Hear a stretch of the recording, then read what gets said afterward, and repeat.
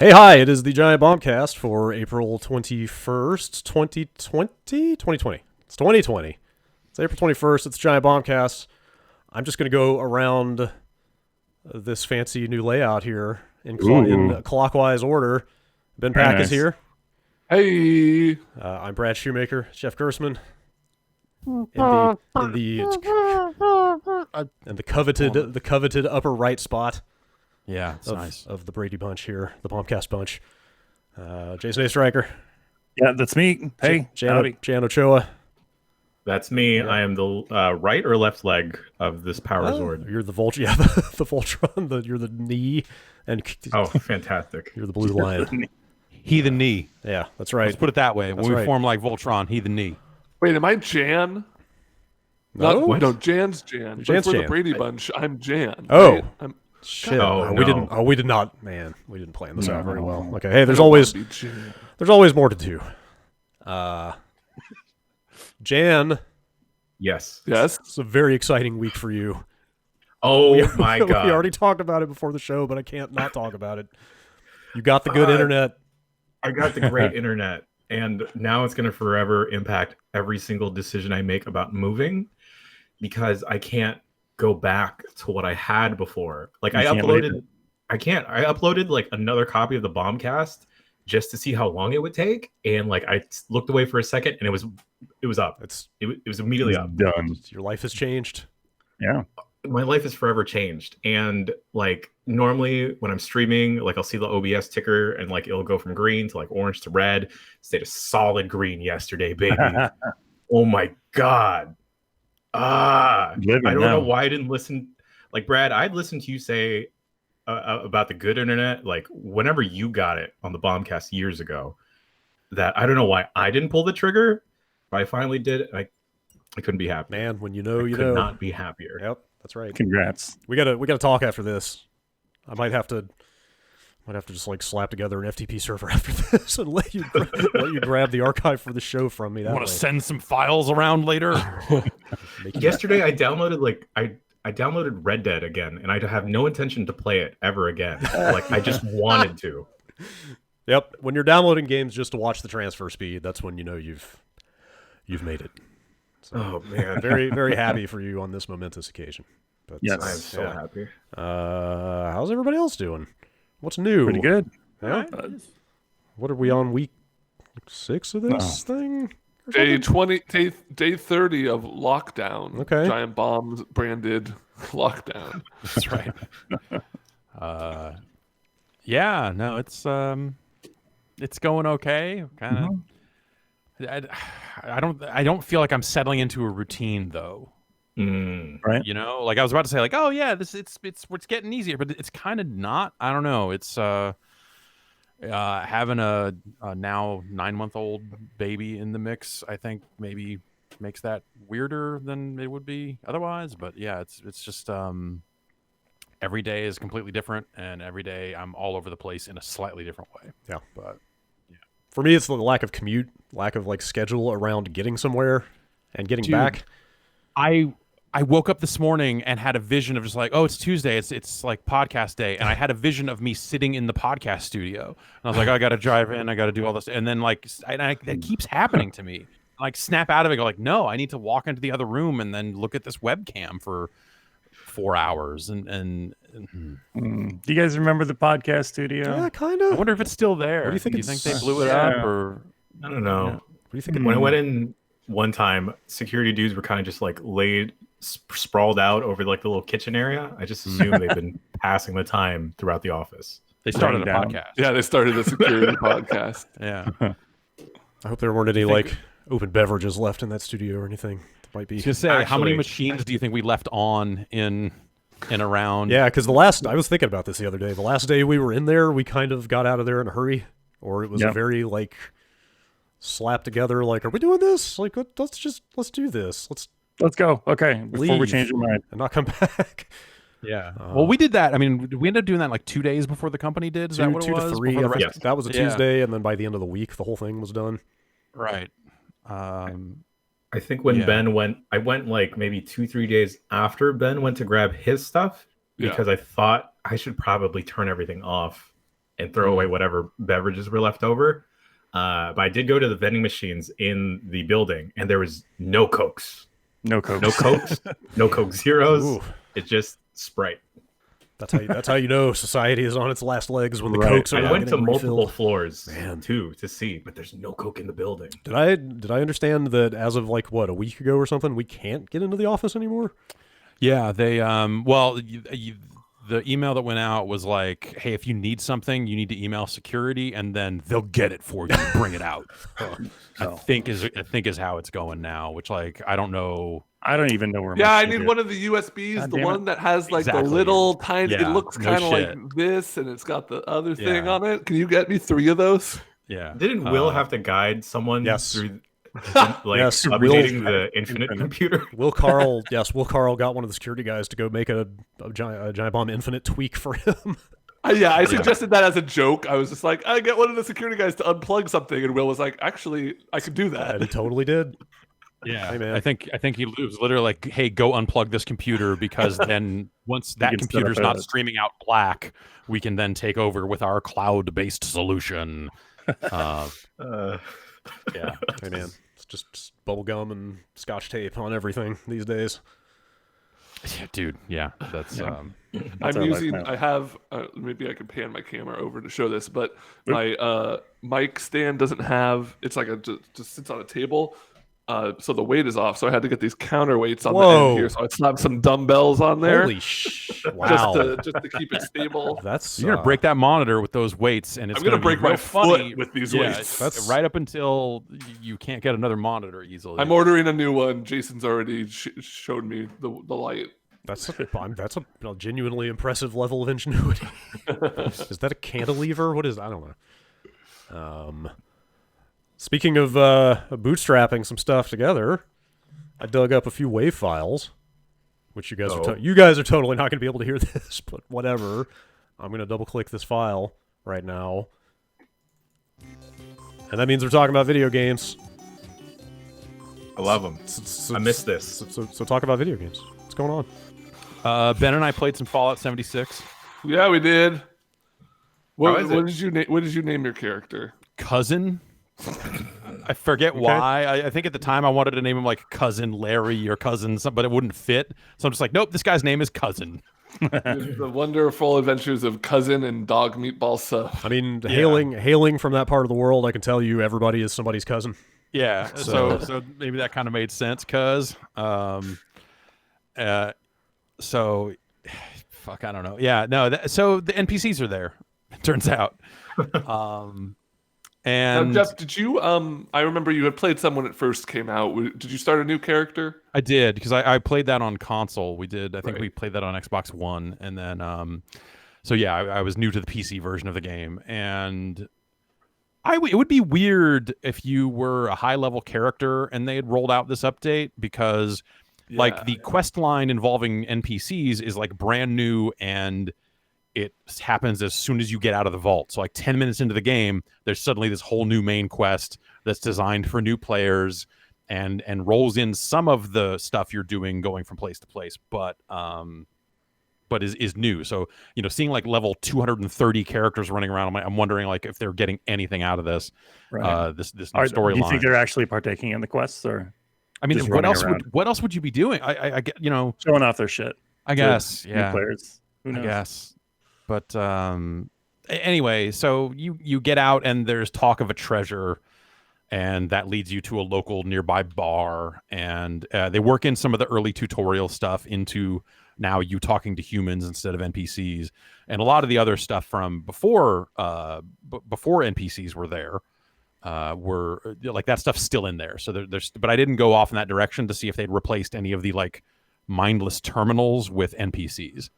Like that would be the thing I'd be curious about because like there were spots in that game where you got to like buildings where you'd be like there should be like 6 dudes in here, but instead there's just a kiosk and some diary entries to read, and that's what pushes the quest forward. And so I don't know if it's still that way or if they have kind of refurbished all of that stuff or not, but I don't know. It was more recognizable as a proper Fallout game with that stuff in Yeah, there. like that's my big question was like if you strip out the online stuff, if you just like imagine what you're doing without other players or the online component, Like, how much does it feel like a Fallout game? I guess is the way to ask significantly, but at the same time, it still felt a little thin, and it still is more focused on like teaching you how to set up your camp, and because you're building workbenches and building all this stuff as part of your camp. So there's an element of you kind of building out your stuff and building structures to solve quests and that sort of stuff. So it's not going to feel directly analogous to previous Fallout games.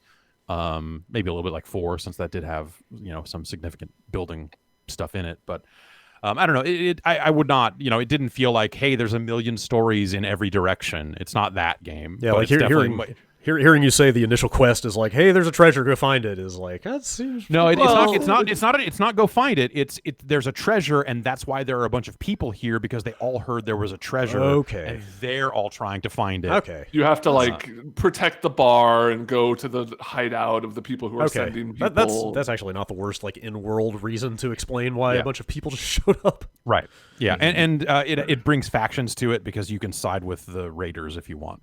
Also, brings speech checks and stuff. Like, you have to, they're actually like, if you have a certain level of luck when talking to a character, you have different dialogue options, which is something that totally was missing from this game. Yeah, is that new? Because I'm sure there were things that required. There were stuff like science checks and stuff like that, but actual dialogue options.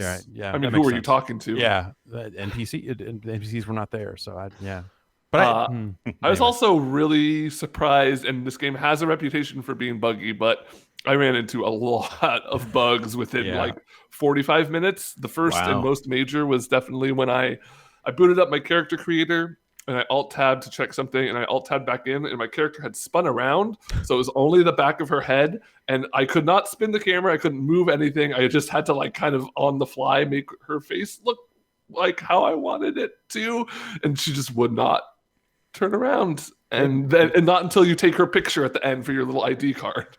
Maybe there's a reason that NPCs weren't. Maybe there's a reason that NPCs weren't there at first. Yeah. But I guess I would say it seems like a markedly better game than it was at launch, just by virtue of what the stuff they've put in there. But at the same time, it's not saying too much. Do you think it's too little, too late, or? For me, probably. But also, I think I feel I felt at least somewhat burned by stuff like Fallout 4, and I think that I want a more dramatic change out of them for this style of game going forward, and them kind of making a somewhat stripped down version of it that happens to be online, like blah blah blah. That's not necessarily the direction I would be looking for anyway. Mm-hmm. So it's an improvement for sure. Can you recruit any AI companions? I think so. I think that my understanding is that there will be some AI, some NPC followers somewhere in that storyline or somewhere along the way. But I did not see that myself. Hey, I didn't play enough of that game to know, but is the camp building stuff just Animal Crossing? I mean, which is to say, is it just cosmetic stuff? Is it just playing on your desire to interior decorate? Does it actually do anything? Well, yeah, it does, because you're also building workbenches and things that you'll use in the field to craft and repair your gear. Like your armor and weapons and everything is going to wear out, so you're going to constantly want to be able to repair it and upgrade it, and put a red dot sight on a pistol and all that sort of shit. So so the primary reason, because you can kind of deploy your camp wherever. And at that point, you can kind of do some stuff there once you deploy it, more or less. Can people attack your camp? Other players, can you put up defenses? I don't know. I didn't mess with any of the PvP stuff in that game at all, so I'm not really sure what the reasoning would be to build that sort of stuff, or if there's a reason. But yeah. All right. Cool. It got me to reinstall New Vegas last night. Hey. It's on Game Pass, and I was just like, is it? That's definitely the 360 version? Yeah. Does that version work? I feel like I remember hearing it was pretty rough back in the day. I played it back in the day on 360. I didn't have a PC to compare it to, so it might be rough, but it's rough enough for me to still enjoy it. I mean, like, I shouldn't say this in public, but I have entertained notions in the last couple months of playing that game finally for the first time. And when I looked into it on PC, like even now in 2020 on PC, people were like, "Here's the mods you need to get to actually make this game work and functional." Really? Wow. Even after all this time. So I don't know what state. Yeah, people in the chat right now are saying like you can't play New Vegas without mods. So I don't know. Wow. Yeah, but I think Guilty Gear. Something. There's Yes. a new. It's April, so there's a new Guilty Gear out. I guess there's the monthly Guilty Gear release is on its way. What's up with that? What does the game smell like? Twinkies, I found out. Blazing. Yeah. Blazing Twinkies. Yeah. Okay. Blazing Twinkies. Yeah, this was the closed beta test for Guilty Gear. This game's not out for like another 8 months or something like that. Oh. Yeah, I think that's right. Anyway, closed beta test, mainly testing online functionality. You could play as play versus com that first day or something like that, and then throughout the weekend they had online play in this ramshackle lobby system, which I can only guess. I can only hope. I can only pray that this is just a temporary thing. Oh my god, dude! Man, is it awful? It's God. It's like 1 million. Like the visuals of that are like you must build a boat. Mm-hmm. Imagine that. You know how like in a Progressive auto insurance commercial they might have a video game that features Progressive people running around, and you look at it and you're like, that looks like a really shitty video game. Yes, it's that. And it's in like a 3x4 or 4x3 window. And it's set off to the left, and then like a third of the screen on the right hand side is just like this like news feed that doesn't actually populate. It looks awful. But also functionality wise, it had hardly worked. Like I was able to get a fair amount of matches in that first day, like when it first started, but everything just went on fire afterwards. Yeah, I played Saturday morning and I got 2 matches in an hour. That's ridiculous. I got 5 matches like together like pretty quick, and I was good. Like I don't know. This is also like not a final test for their netcode. Like they're using delay based netcode right now instead of rollback. Which is so like I don't know what the hell they were testing to be honest. Like if it was just server load or whatever, but either way, they not sent out a good look. They sent out a survey after the fact to be like, hey, what do you think? So at least they're giving people an opportunity to say, hey, this online lobby seems like absolute dog shit. Right. I like the concept of it and its weird look. And like it has, the whole concept of it is you like you make a little avatar and you pull out a weapon, and if somebody else pulls out their weapon, you two can fight each other.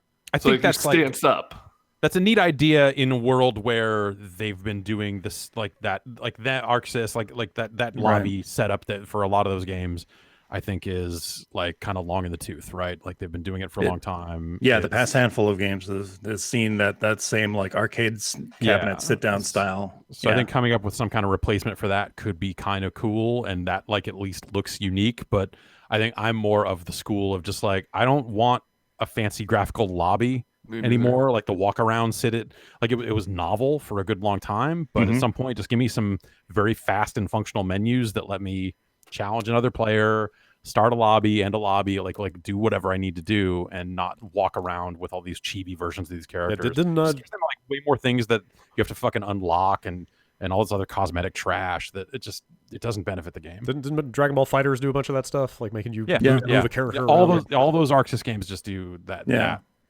and.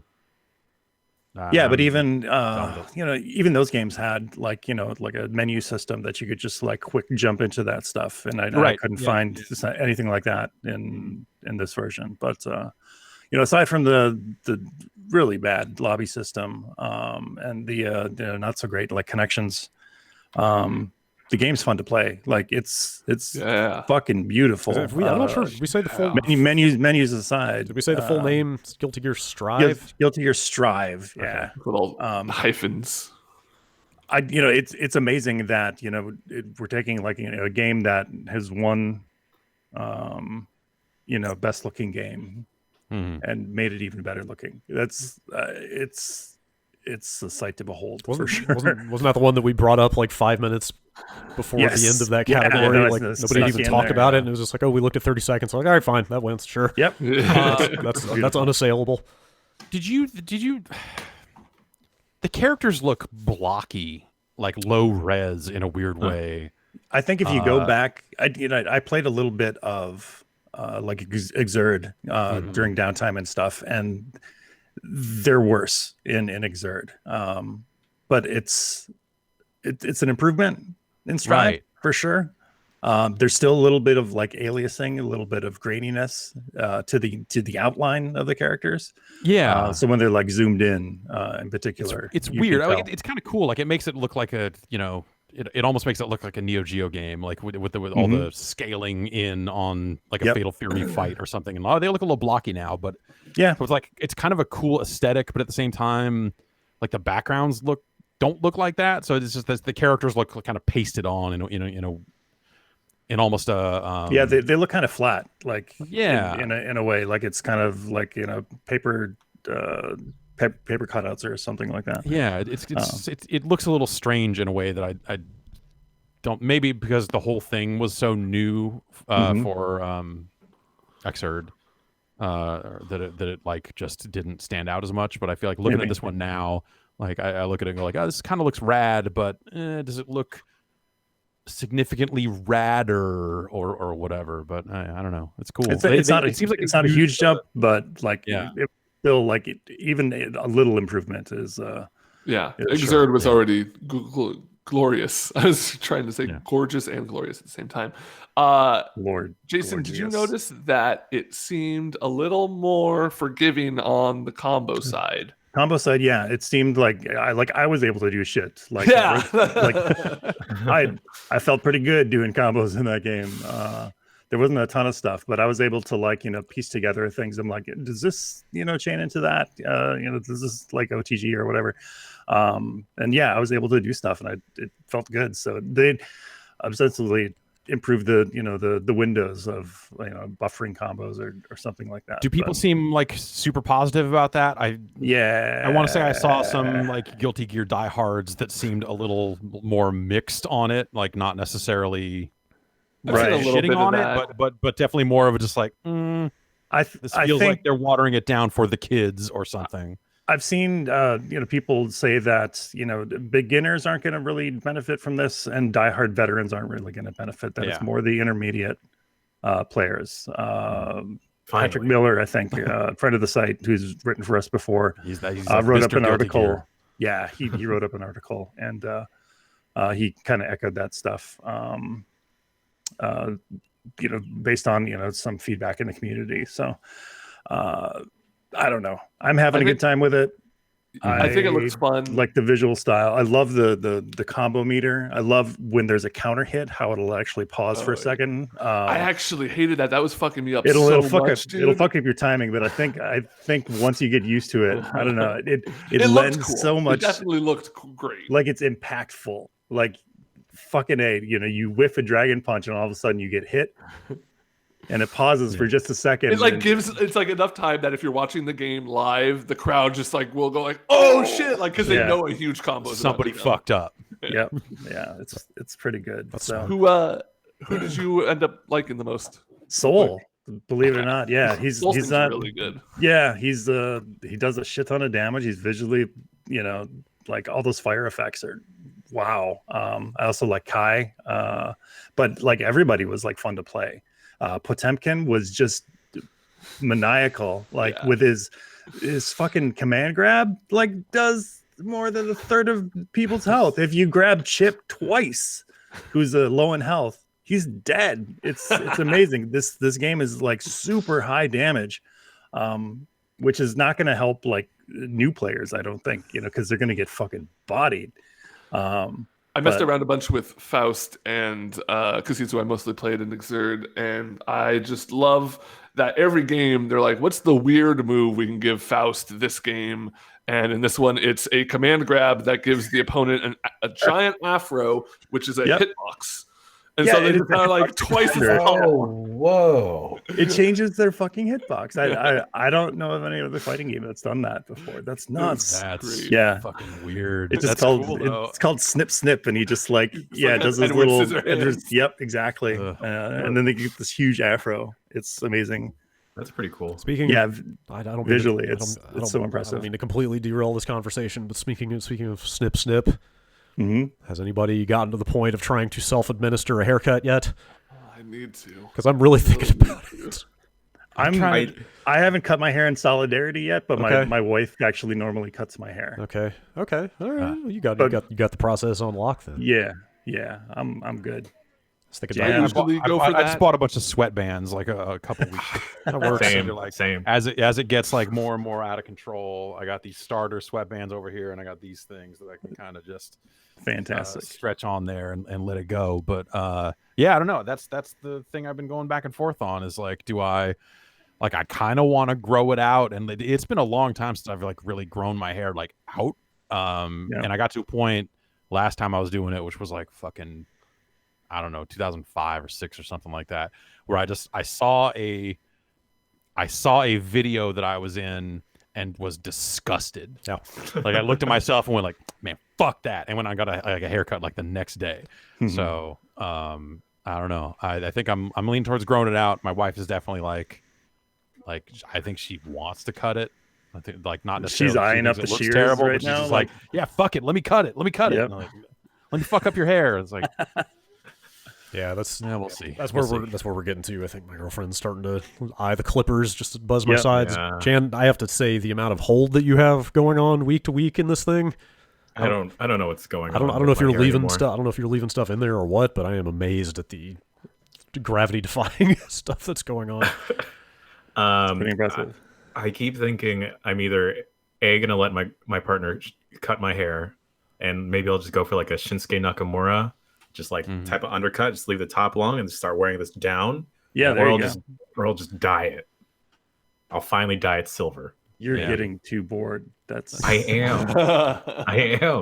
But that's like, this is it's the time to try stuff out. Like I'm rocking a pretty good shoemaker under this hat. Oh no! I can get out there. I can slick it. Yeah, I'm really tempted. Slick it back. I'm very tempted to take my hat off right now, but I'm not brave enough. I was thinking of maybe just shaving all the facial hair off too, because like I just have to wear a mask every time I step outside the house. But then I realized like all the streams here, I don't have to wear a mask at home. Yeah. No, I don't know. That's premium haircut stream. That's right. Yep. Everything is premium now. Anything and everything. What other games y'all been playing? I've been playing another remake or remaster type of RPG besides Final Fantasy VII, Persona 5 Royal. Oh, yeah. Did you play the original? I bounced off the original really fast because I didn't have the time to like dive into it. So I think like the last Persona game was probably Persona 4 Golden that I like completely played through, and I think I did a fresh playthrough of that maybe sometime late last year. So I apologize if anything I'm going to share is originally from 5 or whatever, but I got you there. Thanks, buddy. I think the coolest thing in this game so far, I'm only 5 hours in, but of course, in the scale of a Persona game, 5 hours in is still the tutorial section. Yep. But the thing that's so dope is you can just straight up dump on enemies. Like everything's super flashy, and like everyone's seen like how stylistic everything is. But I think the best option in like the battle menu is like the take aim and then just dump on a fool and just like unload a whole clip. I think one of the improvements from you're talking about shooting them. Yes. Yes. Okay, gotcha. I was thinking something else. I thought I kind of thought you were talking about like laying down a bunch of disses on them or something.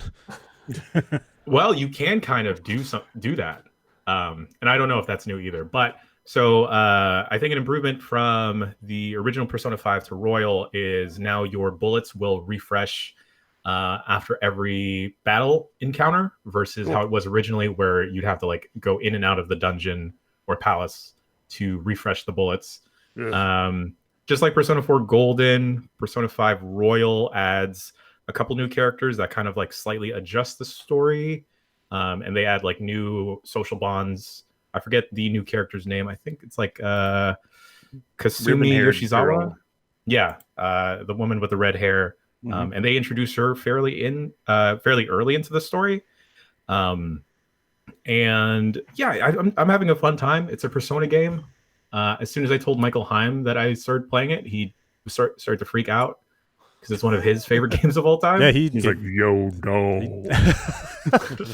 He very slowly told you. I mean, he gave that game a 10, I think, on GameSpot. Yeah. He has a Persona 5 tattoo. Wow. Yes, Shit, he does.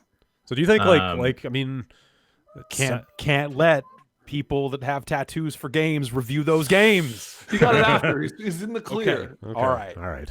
Editorial purity has been maintained. Do you think like did you bounce off the original 5 because you weren't feeling it, and then this is pulling you in? Like, is it improved enough that it's actually like better, and that's why you're into it, or is it more of just like a free time thing? I think honestly it's a free time thing Okay. because I think when the original came out, I had started working here, so just like the hullabaloo of getting acclimated to a new job didn't really allow for a full-on JRPG to dive into. Okay. And I think like the general consensus around the office is that it's like another Persona game, but there wasn't anything really drawing people in or keeping people in at the time. That's kind of why I ask. Like, I don't want to speak for anybody else here, but it seems like nobody really kind of fell for 5 the way they did for 4 around here. So I also think it's like, I mean, I beat it. Sorry, Ben. I was just gonna say I beat it and I enjoyed it, but like I was gonna say everyone's favorite Persona is their first, which I feel like is generally true. Even though I didn't play through Persona 4, I still have more attachment to that game than 5.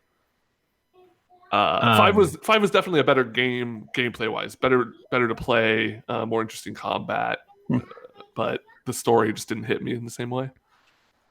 Yeah, I guess where I'm at, like the story is still a little bit all over the place.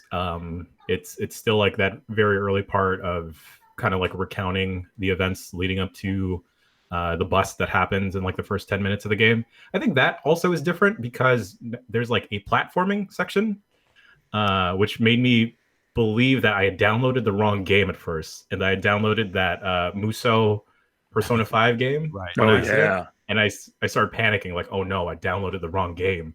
And also another thing I think they've added is like a grappling hook. So there's like a different verticality into the palaces now. Okay. Yeah, and it's new for me at least, but I kind of like the method of acquiring new personas where you're basically just mugging them and forcing them to join your gang of teenage miscreants. And that's really fun. Like the game is super flashy. I can't tell how different some of the menu stuff is from the original, but like visually it's grabbing me. Story wise, it's really slow as of right now. I understand, according to Michael Heim's review, 120 hours to like kind of dive in is kind of intimidating, but we got nothing but time lately. it's true, Right? Yeah. We did also, okay. Now because I got the good internet, I can leave my PS4 hardwired in, and then just remote play on like my Vita in my room. Wow. Oh yeah. And wow, we're good. It's great. Wow. You're living the life now. Oh my god. You could delete that game every day and download it again, just for the hell of it. Well, I make coffee. It'll be great. Yeah. I think we're. The music. And that internet, you need to make coffee over the internet. You gotta get that going. Oh man, I gotta talk to some people. I'd watch that. Let me pulling up this list right now. I think like we're kind of past all the big games, right? Like there was that big block. There was like it was like Ori, Doom, Animal Crossing, Resident Evil, Gears Tactics. Final Yeah, I was gonna Fantasy. say next week is Gears Tactics, Okay, and XCOM is this XCOM. week. Yeah, that's true. Yeah. So there's stuff. Some stuff. There's stuff. Yeah, that's fair. Yes. I've got a thing that I haven't played yet. It's a little unorthodox here. Did you guys talk about the Missile Command game for mobile last week? No, we did not. No, I want to say it came up briefly somewhere, but over the last few weeks, but we haven't really gotten too deep into it. Okay, yeah, I've heard played this. I've played a bit of it. Okay, so I downloaded it and I've been meaning to play it, and I forgot I had it. Yeah.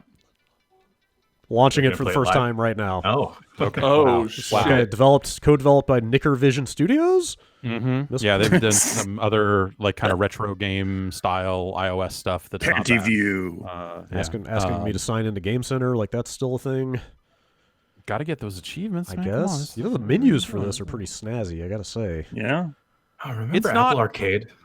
They sent What out was they sent out a press release for this thing and mentioned Yeah, what geometry. They mentioned Geometry Wars right in the subject line for that email. Yeah, I'll say They that's said like Geometry Wars bad- had made love to a missile command. Yeah. Yeah, don't machine. be fooled. Because that is the number one reason I wanted to check this thing out. But Well, I'll tell you, the game they made is endless Missile Command. Remember how Missile Command used to progress in waves, and you would finish a wave, and it would give you points, and then go, here's the next wave.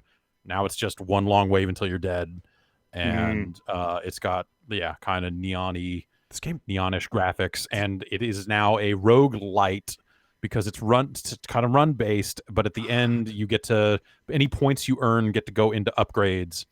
So you can upgrade how long it takes if one of your missile bases gets blown up. How long does it take for it to respawn? How big are the explosions out of your shots? How fast your shots move? Like those are the 3 upgrades, and yeah, it's fine. I will probably play it one more time and then uninstall it. okay.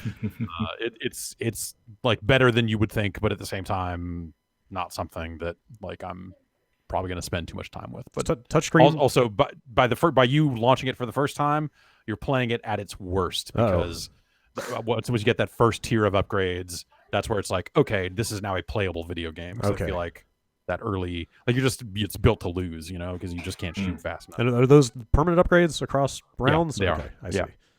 It looks pretty nice. Like, Yeah, you it's think- decent. Does playing Missile Command with touch feel like cheating to you? Like you don't have to move the Oh. cursor. Like you don't have to. Well, worry, you still like, have to fairly lead. gotta the lead- shots, You definitely, right? you definitely That's do. the tricky part. But you don't have to worry about the travel time of getting your cursor across the screen. You can just kind of do it. Right. Yeah. The you know what? thing I'll say is that I have missed with a lot of taps because my finger is large and blocks the screen. Yeah. Also, this is still hard. Like I'm not. I don't feel like I'm cheating here. In fact, I'm totally fucking this up. Yeah. Well, keep in mind, like first playthrough, before you get any of those upgrades, the shots move so fucking slow and the explosions are so fucking small that it's not a fun game. So this is just like that RPG boss battle where they want you to lose as part of the story, Almost seems like it. or in this case, part of the business model. But you do need to, that's the other thing is it has energy. Good. So and I've never come close to running out of energy because I play it once and go, okay. And then a week later go, oh, right, this is still installed, and play it one more time. And Sure, I could see that. go from there. So I'm almost at the end of my trial round, and I feel like I've kind of seen it. Yeah, totally. There are smart bombs like there are in the original game.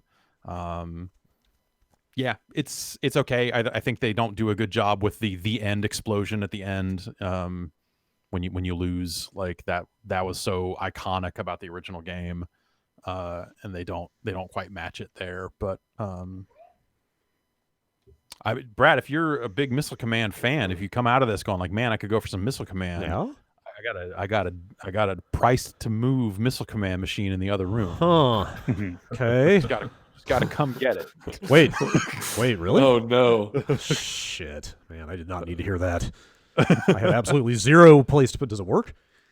Yeah, it needs some work. Like I'd probably put new speakers on it because the speakers are a little blown out, and I would chop the trackball because it's got some rough patches in it. It's like full on upright.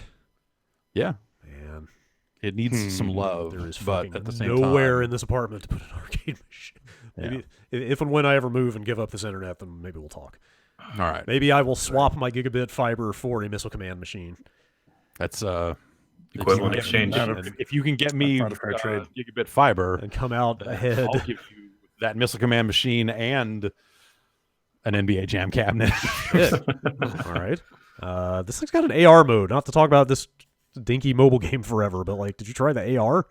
I think it's just a graphical little like you can make a fake cabinet appear in your room. Oh. So if you want to figure out where you would put a Missile Command cabinet, might I recommend the AR mode so you can envision where it might go in your home. Finally, AR is no longer a gimmick. It's got Yeah. practical applications Totally, around the home. totally. Yeah. I tried using the AR to place and see how big a Peloton bike would be in my house, and it's still way too big, no matter where I try placing it. Yeah. It does not read the scale of my floors well. We got a mini trampoline. Ooh. Sounds all right. To jump on. I've been thinking of picking up a jump rope, like a Okay. boxing 1 pound jump rope. Okay. You know? Yeah. That's good exercise. Yeah. We've been some discussion about getting a heavy bag in here, Oh, nice. but I will say, I think I'm almost done with Ring Fit. I think I've almost beat fitness. I think I'm coming up on the last world and have to hop into New Game Plus, see what that's all about. But you should get on Craigslist and move that thing.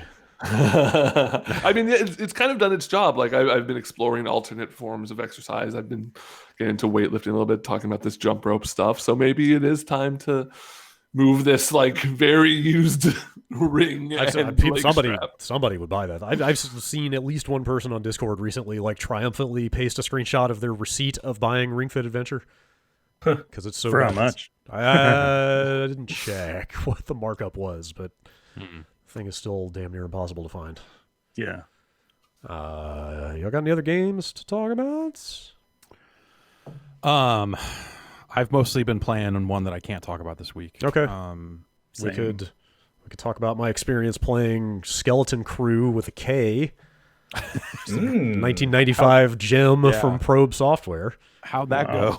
That's a pretty impressive Genesis game, I'm gonna say. Yeah. That's for being a late model thing. You know, isometric shooter kind of thing. Like it's kind of, more than I expected out of that system. Yeah. Let's say. Is that as part of your budding Mr. hobby? Yes, that is to say that my SD-RAM module for my half-assembled Mister is somewhere between here and Portugal right now. Okay. And it has been for about 2 weeks. Mm-hmm. Also, the person did not provide any tracking information, so I have no idea. I have no idea if it even made it through customs or not. Well, if you end up completely assed out, I've got an extra 32 meg RAM module and a USB board here. I got the USB stuff taken care of. I Okay. kind of wish I had lifted that SD-RAM off of you when I had the chance. Yeah. Because I have played a lot of Genesis games so far and not much else. Mm-hmm. Yeah, it's looking like that thing is going to play PC Engine CD games pretty soon. Yeah, I just assumed that was there because I knew the Sega CD stuff was. I just assumed that had also been done, but I guess not.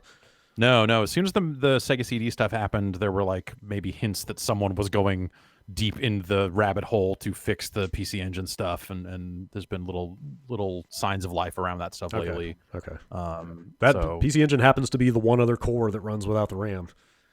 So I definitely CD games might not. Oh no, CD games definitely don't. It's just cartridge stuff. Right. But I definitely played through the first half of the first level of Keith Courage and Alpha Zones.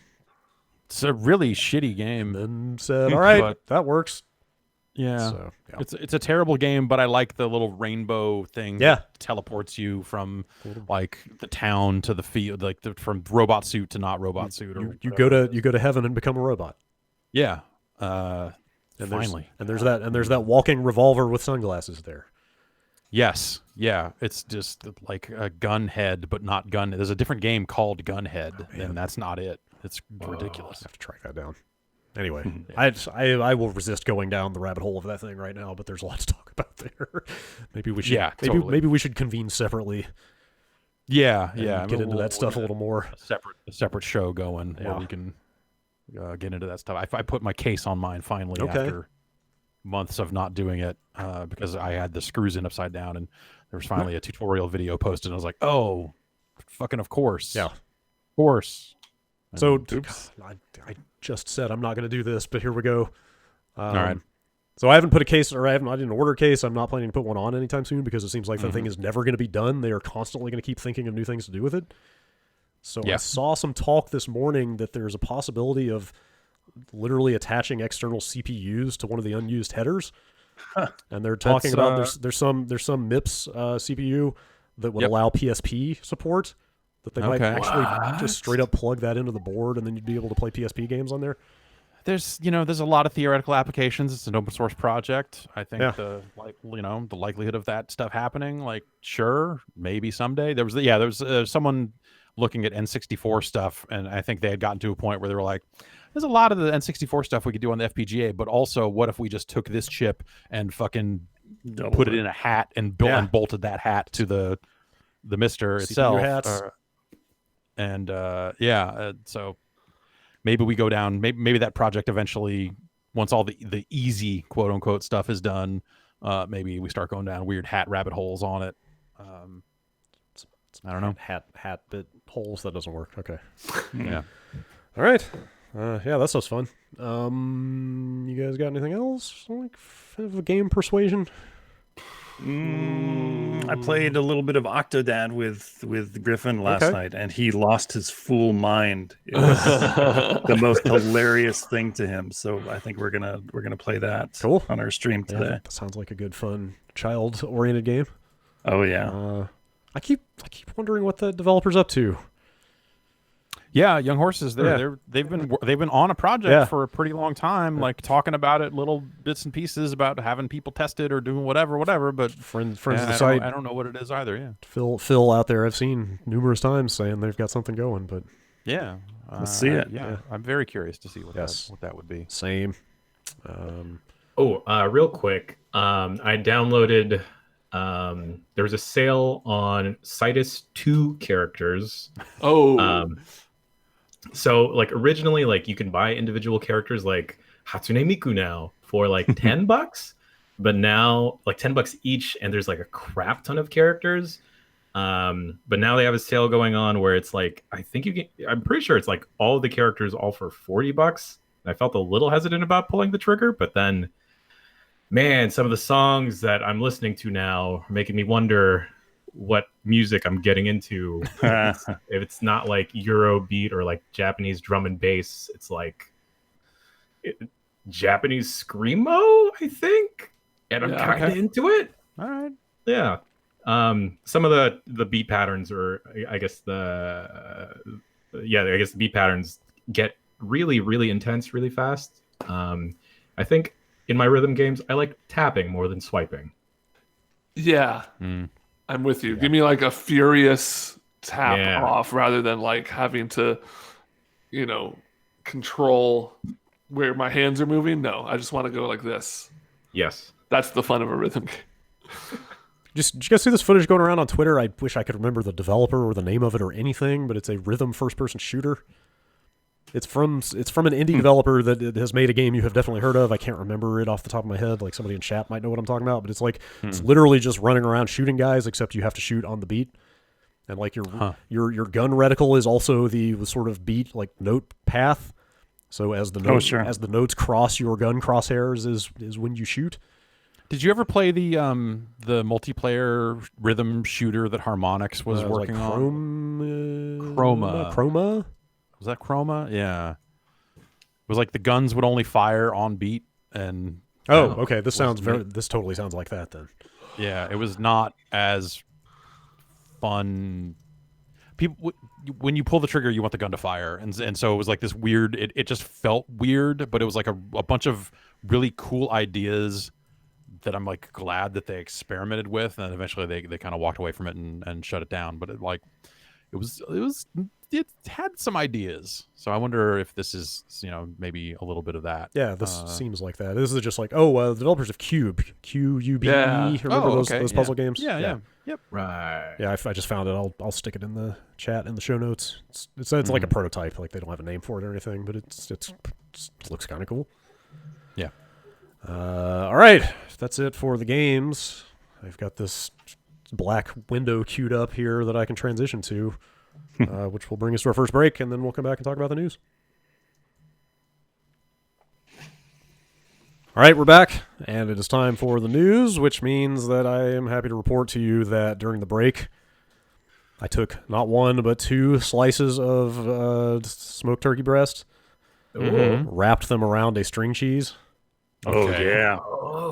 And then just went for it. I do that with salami. Yeah? Yeah.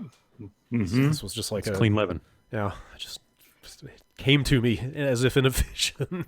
Nice. Like I just need some protein and some fat right now. Let's just get this down. Yep.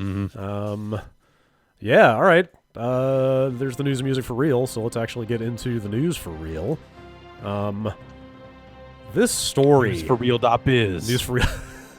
Man, don't say that out loud. Shit. Fuck. You know better than that. You could spin it off into a film site, News for Real, REEL. Oh, man. This is just like branding on top of branding here. Yeah. All right. So Bloomberg ran a story last week that is so dense with information about the PlayStation 5 launch that I practically am just going to read the entire thing here. Cool. Book club. Yeah. The headline is Sony plans limited PlayStation 5 output in first year. So let's just take this point by point. I'm just going to read what is like kind of a point and then let you guys talk about it. Okay. We move on to the next one. All right. The story starts. Sony plans to produce far fewer units of its upcoming PlayStation 5 in its first year than it had for the previous generation's console launch. They attribute this to people familiar with the matter. Okay. It says Sony is limiting its initial production run in part because it expects the PS5's ambitious specs to weigh on demand by leading to a high price at launch.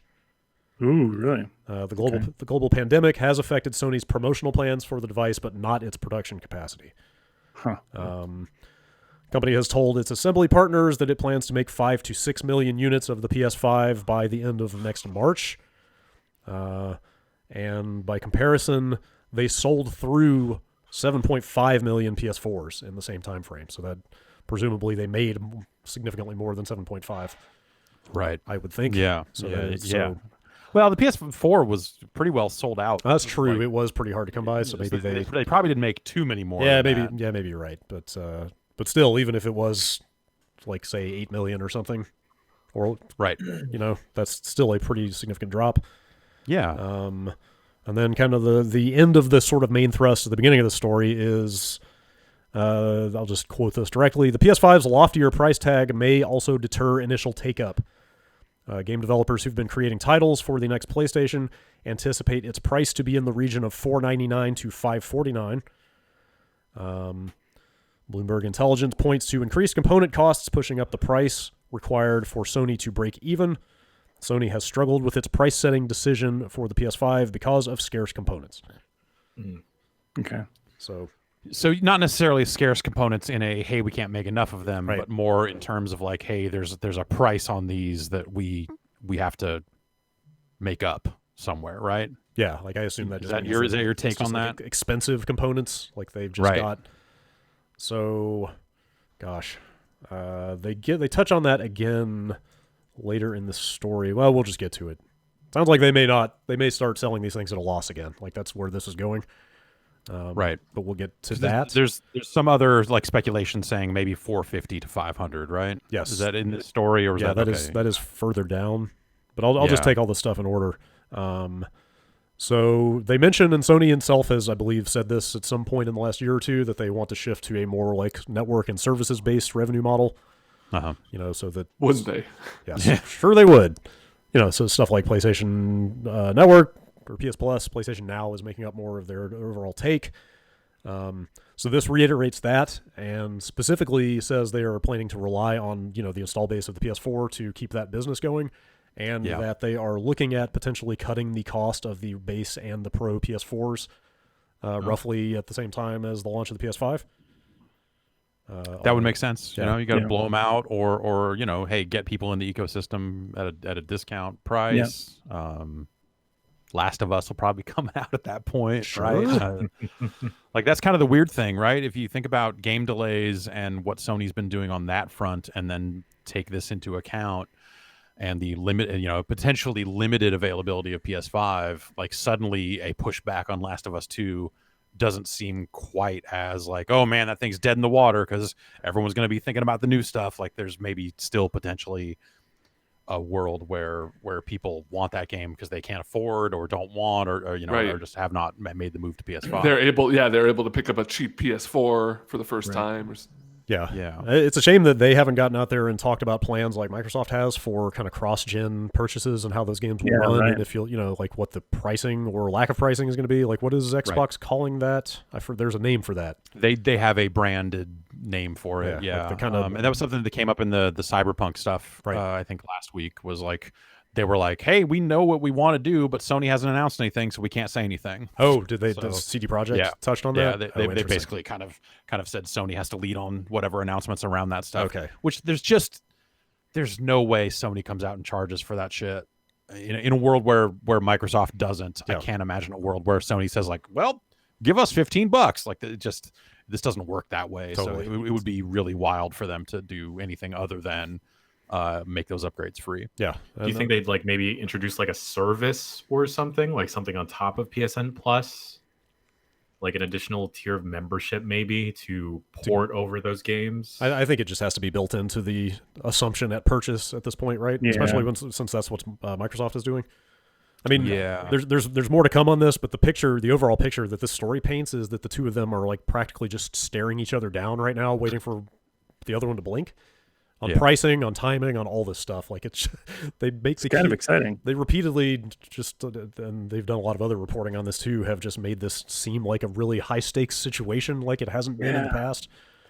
And it is. I mean, yeah, totally, right? I guess I mean, you think about how Microsoft has spent the last several years, how poorly they did with the Xbox One out of the gate, and how long they spent like paying for those mistakes and getting back to a place where like people are excited about a new Xbox. Like if they hadn't done the work for these last few years, they'd be out there going like, yeah, we got a new Xbox coming, and people are like, I don't give a shit.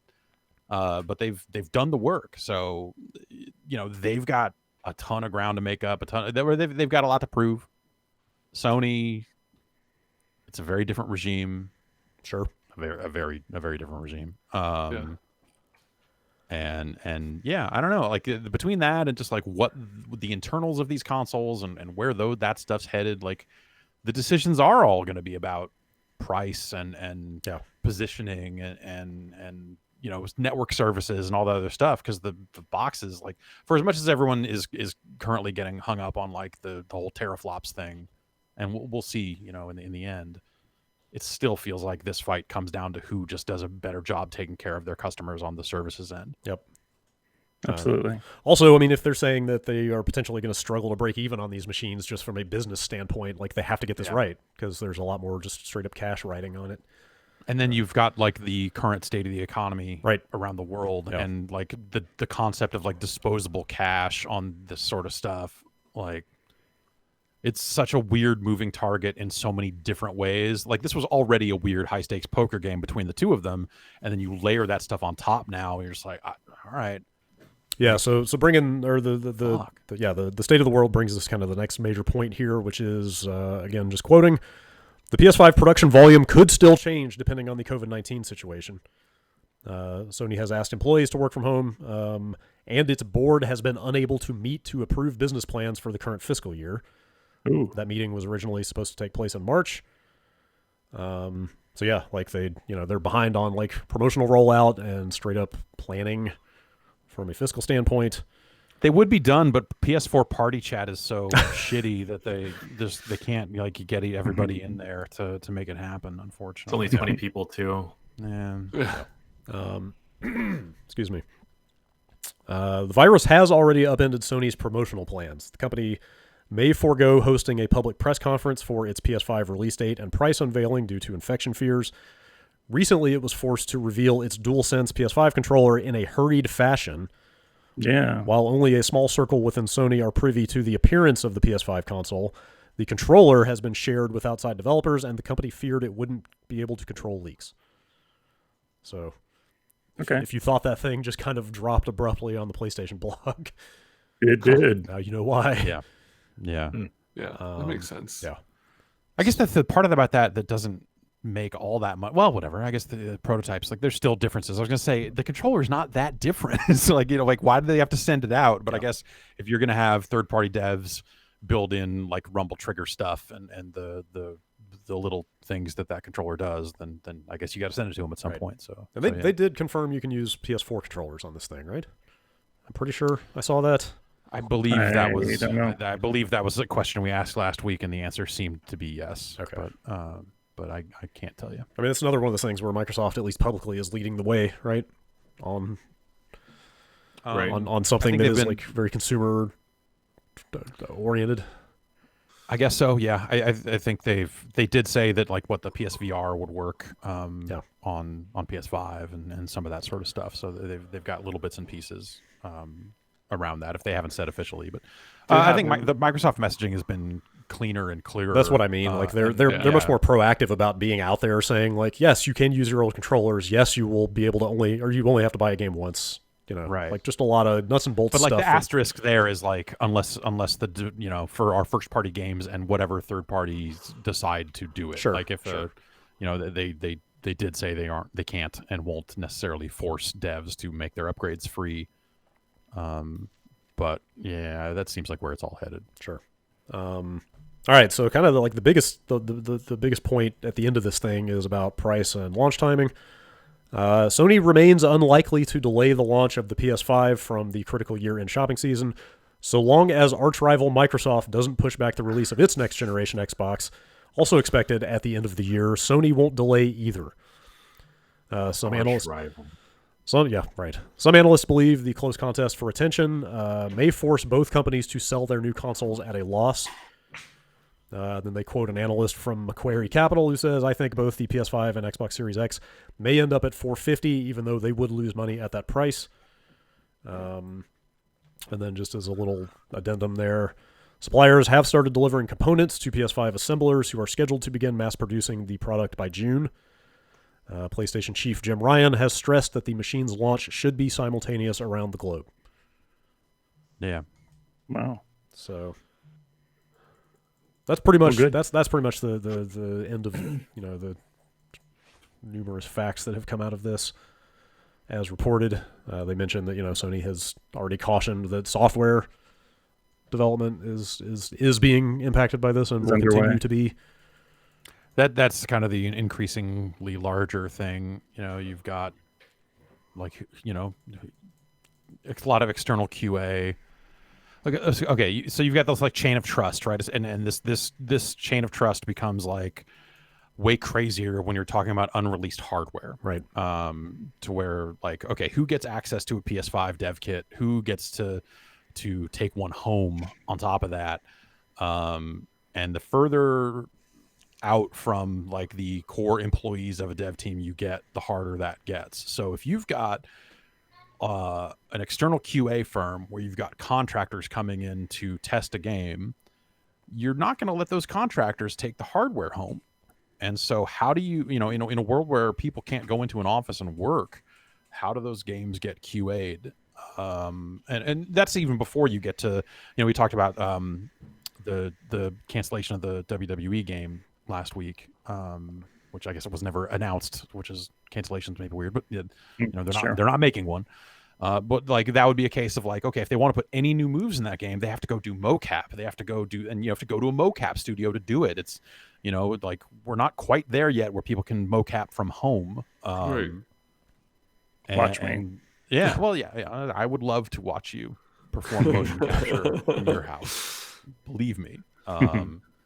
And so I think there's just a kind of there's a lot of elements around that become that are hard for any game, that are going to be hard for PlayStation 4 and Xbox One games shipping this holiday season, that when you layer on new hardware on top of that, it's going to be fucking fucked. Yeah. To try to get things done, to try to get things QA'd externally, to try to get whatever sign off first party has to do on these third party games coming in to get approved and all that sort of stuff. Like it's so like it's the idea of like actually impacted by this. It's right. It's staggering. Yeah. Also, that's the thing that's going to be harder to solve. The longer this goes on, that'll be a lot harder to solve. Yeah, it's talking about the games is important because like launch lineups for new consoles are notoriously weak in the best of circumstances. Just the amount of duress that developers are having to make games for, and sure. compressed timeline, like specs moving around, not having final hardware until the last minute, whatever. If you add, like all these logistical challenges in, of, all the virus stuff. Yeah. Like, think about the launch games of the last generation, like Knack and Rise and. Like, even when they're like complete functional games, they're like pretty limited, right? Like pretty simplistic games that you can execute with all these extra conditions. Like, what do these launch games look like with all these extra factors mixed in all of a sudden? Like, and it may be a case where like, this generation's launch titles are given something of a leg up because it's not like the architecture is changing so dramatically. You know, it's like you can, you know, obviously, hey, games are made on PCs and then eventually run on real hardware, or you know, real console hardware. But so maybe there's some corners they get to cut there because they're like, well, we already make games this way, and we just need to make them like these consoles being so iteratively built on the previous consoles, especially with like backwards compatibility in mind. I'm sure helps with that stuff. But that it probably gets them to a point where at least they can be like, okay, well, you know, obviously we can get PCs out to people, and they can do a lot of the work around that stuff. But at some point, we need a handful of people to go into the office and sit very far away from each other with the real hardware and go like, does this work?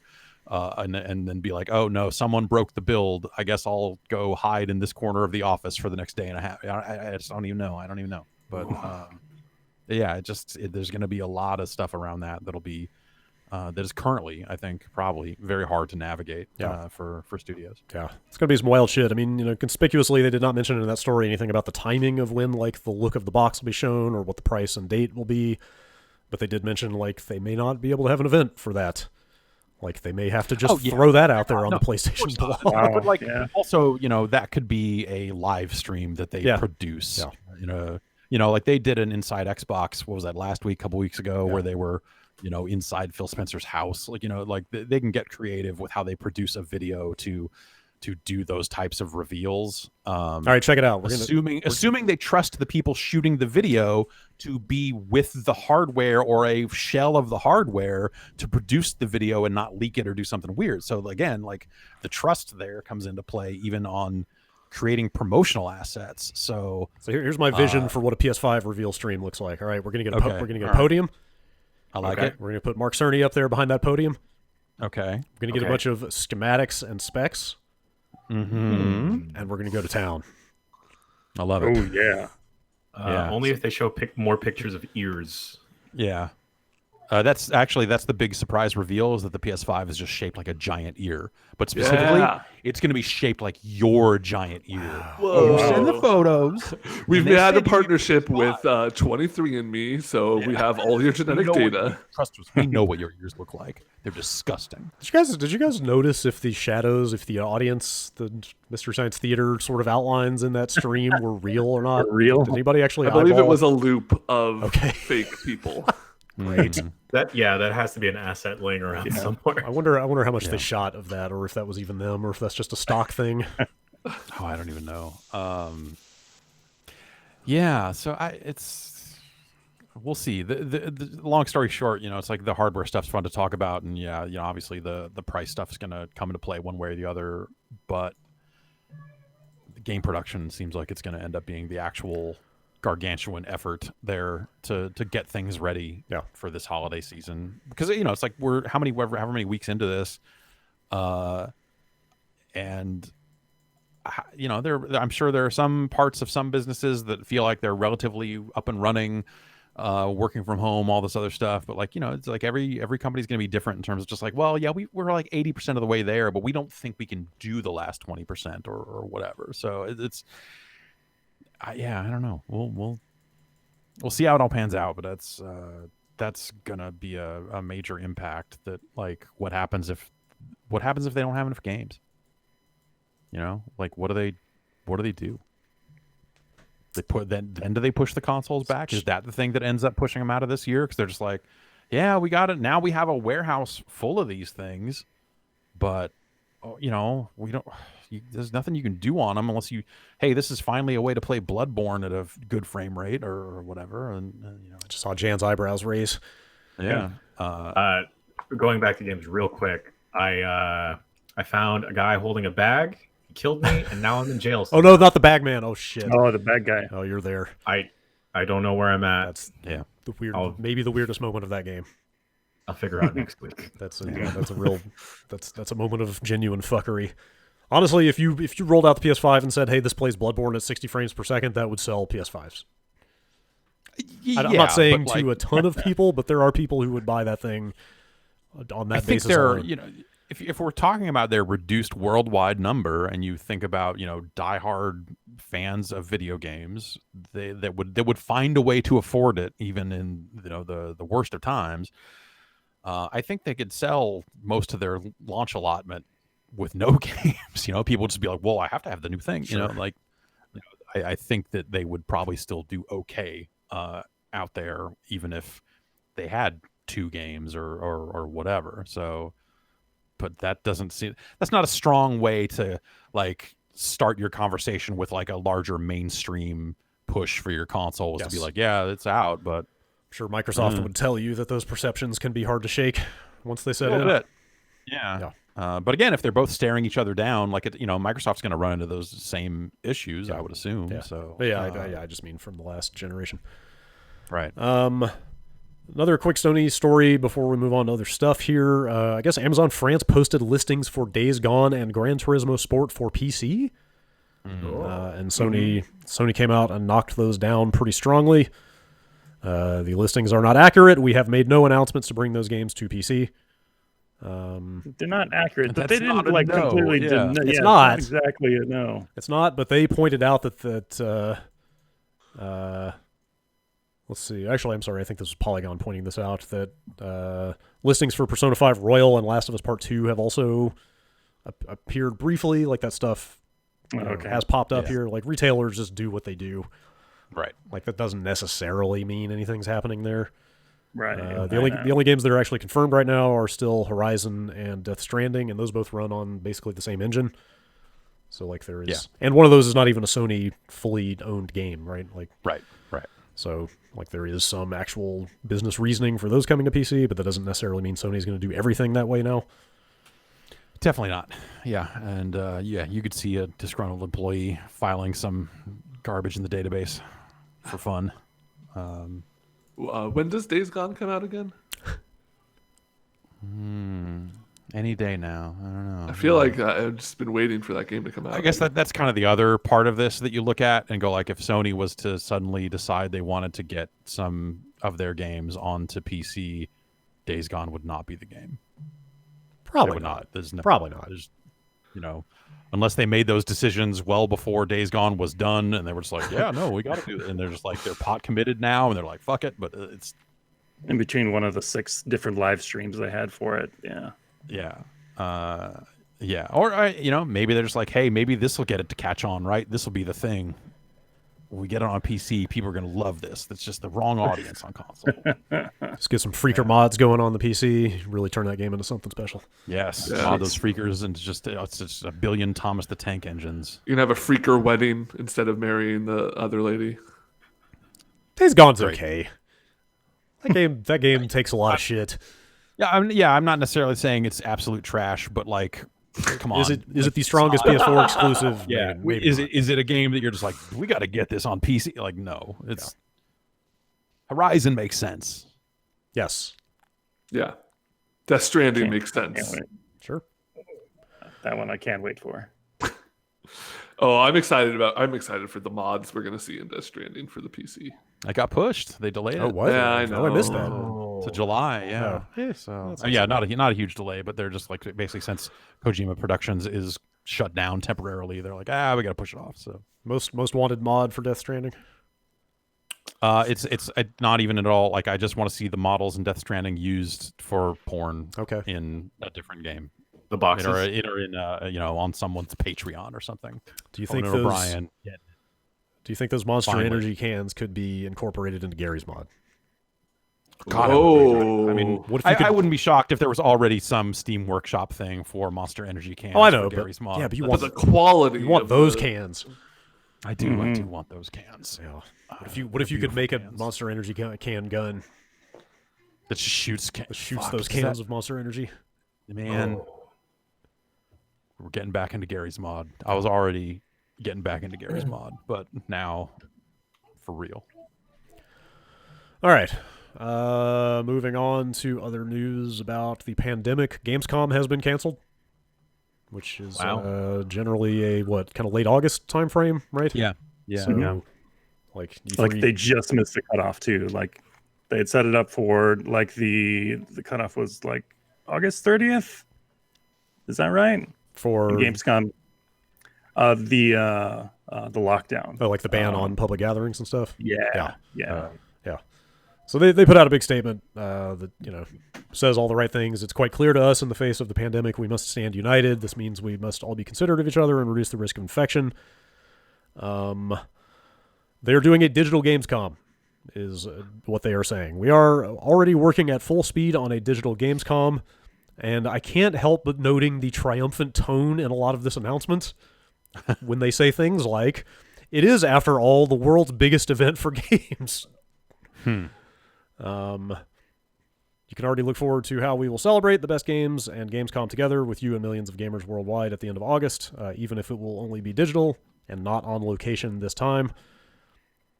Because one thing is certain, this year too, Gamescom is and will remain at the heart of gaming. Okay. I don't know. Maybe I'm...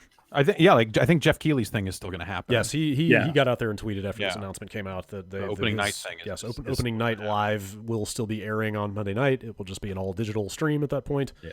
Although for people at home, that's kind of a distinction without a difference. Right. Exactly.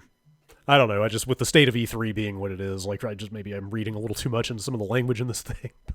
No, totally. I mean, because you think about it, like, that's, this was all, the stage was all set. They were like, oh, Jeff Keighley's not going to do E3. He's going to do this opening night live thing at Gamescom. Like Gamescom's been trying to make a push as E3's gotten weaker. Right. But now, what are we even fighting for? It's like, there's no one's having any event. Though I did get an email this morning, PAX West. Yep.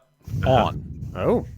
They just tweeted, they're like, we're still planning on PAX. But like that sounds like we're still planning on PAX. I was gonna say, are they even even they are hedging their bets a little bit?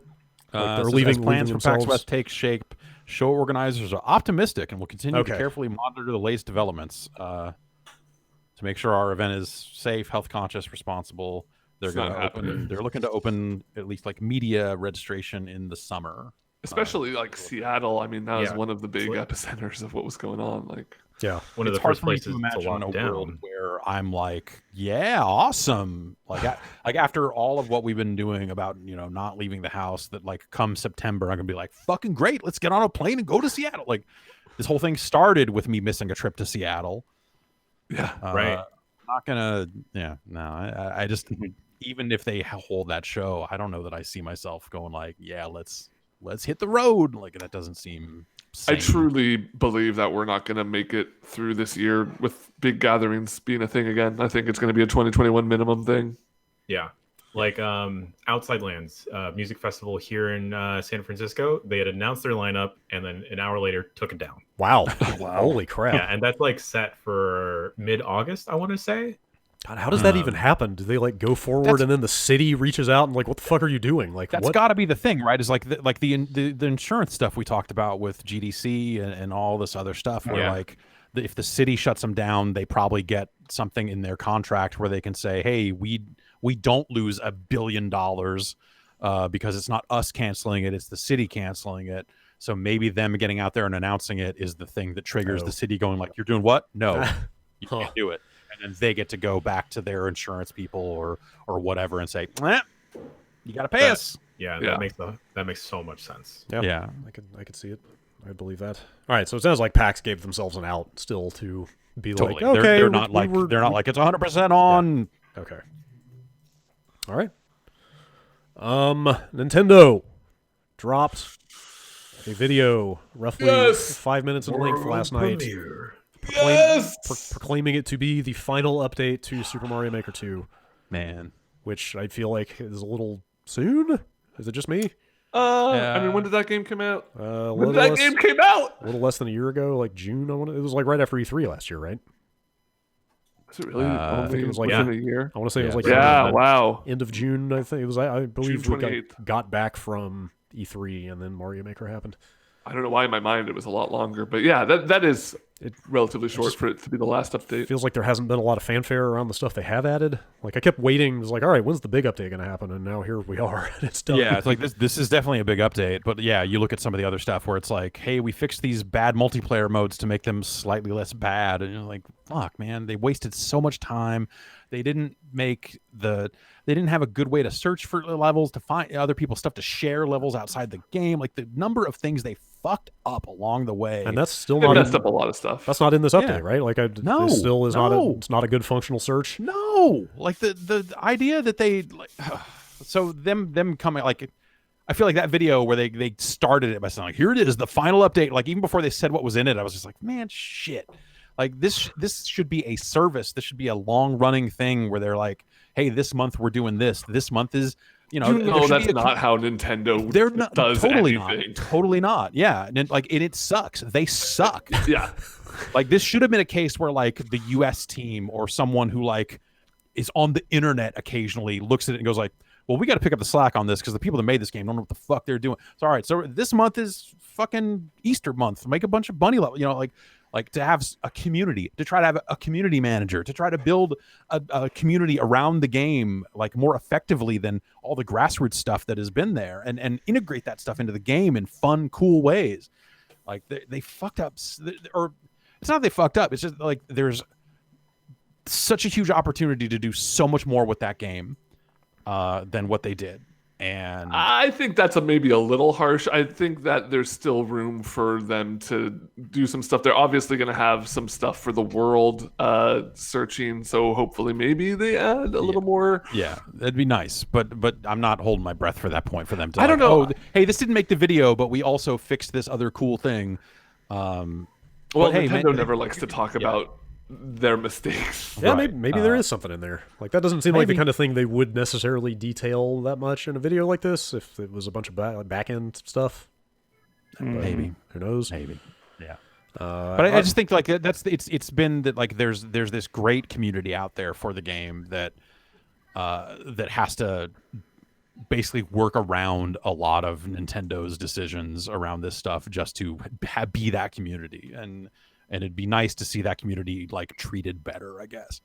But hey, Fanto's in it. You can make worlds, so like that's fucking awesome. Yeah. So like, have they ever said they ever said the words "world maker" prior to yesterday? Was that a total surprise? So. This is all us saying they should make a world maker. Yeah, like we've been saying that for probably since the first game. Someone built a website where you can kind of make a world maker. Yeah. And just kind of, that thing seems pretty fully featured. I mean, it's 8 worlds. You can make up to 8 worlds, and I believe 40 levels total. So does that mean you just kind of divvy them up across the worlds however you want? I guess so. Yeah. 5 per seems a little low, but and I want to clarify real quick. Back in my day, there were 4. The wording on some of that, I just want to make sure here. You can make as many worlds as you want, right? Is it just that? Presumably. Like within a quote unquote world, you can only have 8 different maps. Yes. Is that what they're saying? Okay, I believe that is the case. like I would. if it were any other company, I wouldn't even feel like I needed to ask. Right, But but some instead of it's the like, wording- oh, you only have one. Yes, the wording. Some of the wording. Worlds. Some of the wording made me worry. Like, wait, are they saying you can only make 8 worlds per account per copy of the game? Like, what are we doing here? But okay. Yeah. Honestly, the world stuff is kind of the less interesting stuff to me. I was really blown away by how many different unique upgrades and stuff they're putting in. Old stuff, new stuff. The Super Mario 2 mushroom seems like a huge game changer that like makes you become a Super Mario or a Mario 2 style character where you can pick up items and ride on like bullet bills and stuff like in the original. It's cool. Frog suit. It's cool that they put the Mario 2 thing in there. At the same time, that menu that's labeled like extra styles or whatever is going to just forever sit there with a big blank space in it that looks like another icon was supposed to go there. I wonder if they spent a lot of time trying to make it work and couldn't, and then just said like, well, here's the things we know we can get working. Yeah, that's what I think. It's fair. But Mario 2, kind of the whole milieu is like so different from every other Mario game. Like, how do you even like? There is no compatibility there. So right, but there are there's fine print all over this video basically saying like, hey, this new item only works in this style, or this new item only works in this style. Sure. So like they've broken that already. So Yeah. They added some new stuff. Let me real quick before we move on from the Mario 2 stuff. I'm getting word in chat that Imran Khan, who's formerly Game Informer, right? Yep. Says that they were working on Mario 2 and cut it. I don't know if that's a little maybe some inside info. Also, I'm not ready to move on from Mario Maker 2 talk. No, I meant Mario 2, the style, not the game. Anyway, go ahead. Oh, I was just gonna say like did you guys see that the Goomba Mask? No. Yes. So you got this Goomba hat, and you put it on and you crouch and you walk and enemies won't detect you. Like they're adding so many tools that from a surface level seem cool, but like you start thinking about it for more than a minute, and like the different types of levels you could make if a Mario game had stealth in it, like what could you actually do? Oh my god! Because they've got enough triggers in there for like this level you can beat this level when you perform this, and this, or don't kill these, like don't kill an enemy or whatever, So the idea of a Mario stealth action game is pretty amazing. So that's the thing. Like that's kind of the double-edged part of this is I feel like everything they're adding to the game is awesome, but them saying this is the final update sucks. So, I mean, this is purely speculative. We can't say for sure, but earlier when we were talking about that stuff, a number of people in chat pointed out that the wording is final major update. Major update, yeah. So, like, there is, that does leave them room to maybe do some smaller stuff down the line. Who knows? But that is what it is. I think the world editor stuff looks pretty great to me. I don't know if there's anything missing from you guys' perspective, but like it looks pretty flexible. Like there's a lot of different graphical styles you can apply to it. Like I would like to see like switch palaces, like the ability for like levels in a world to kind of interact with each other or that sort of thing of just like, hey, if you did this, now this level is going to be a little different. Or can you do a secret path? Like, hey, if you take this exit out of the level, you're going to go this way on the map or that sort of thing. So maybe that's in there. They didn't seem like they showed that. Seemed like more like a very kind of straightforward Mario 3-ish sort of thing. But basically I want to finish a level and then I want to have mountains grow as the path leads out, Mario World style and all that other stuff. So they did get the slot machine in there, at least. Right, yeah. So some bonus stages. That's cool. And the Koopalings. Oh yeah. Like 7 new unique mini bosses is pretty cool. Yeah. That's out tomorrow, is that right? I believe that's the case. Okay, yeah. Cool. I missed this morning, but you guys said there's an Animal Crossing update on the way. Yeah. Video popped up this morning announcing a couple of new vendors that would come and visit your island. I'm not 100% sure if some of this is like existing characters that would pop up. Red, the little fox who sells. Jeff, you might know more about Red than us. Yeah, he's an art dealer. He's a real shifty motherfucker. He deals a lot of counterfeit art, but some of it is not counterfeit. Well, he's back. Leaf. That guy's a drug dealer. Yeah. Oh, Leaf is the sloth. Oh, I've seen that guy. Yeah. So yeah, they're adding like some museum expansions, a garden shop, which will make you be able to do shrubs instead of just flower bushes. And then they announced some more, their next few events. There's a May Day tour, which has limited time mystery islands, and a special visitor who looks familiar might also be there. I don't know what that's about. International Museum Day, which has like a stamp mini game. It's probably Rossetti, right? They probably found a way to put Rossetti in the game. Oh. There were a bunch of holes in that video for May Day. Okay. So Rossetti's absence has been profoundly felt around this house, so that'll be well received. I caught my first tarantula. Oh yeah. Dude, nice. What a fucking pain in the ass. That's like the hardest stealth game I have ever played. Like, you can't move one fucking pixel without that thing turning around. Unless I was just doing it wrong. But anyway. Were you doing the like hold the net, walk when it's on its hind legs? Wait, what do you mean? Do you mean just equip the net or? Yeah, well, if you're holding the net, you can like walk slowly if you're holding down the button. Oh, I didn't know that. Yeah, you can like cook it and you Oh, walk shit. slow, and then when Oh, I it's on didn't its know. hind legs, I did not know that you could cook the net. Oh yeah. That's hot. And it's great because it Hot turns tip. it from a full button press to a half button press when you can release. Yeah, sure. Nice half A press. That's good to know. Yeah. Love it. All right. Let's see.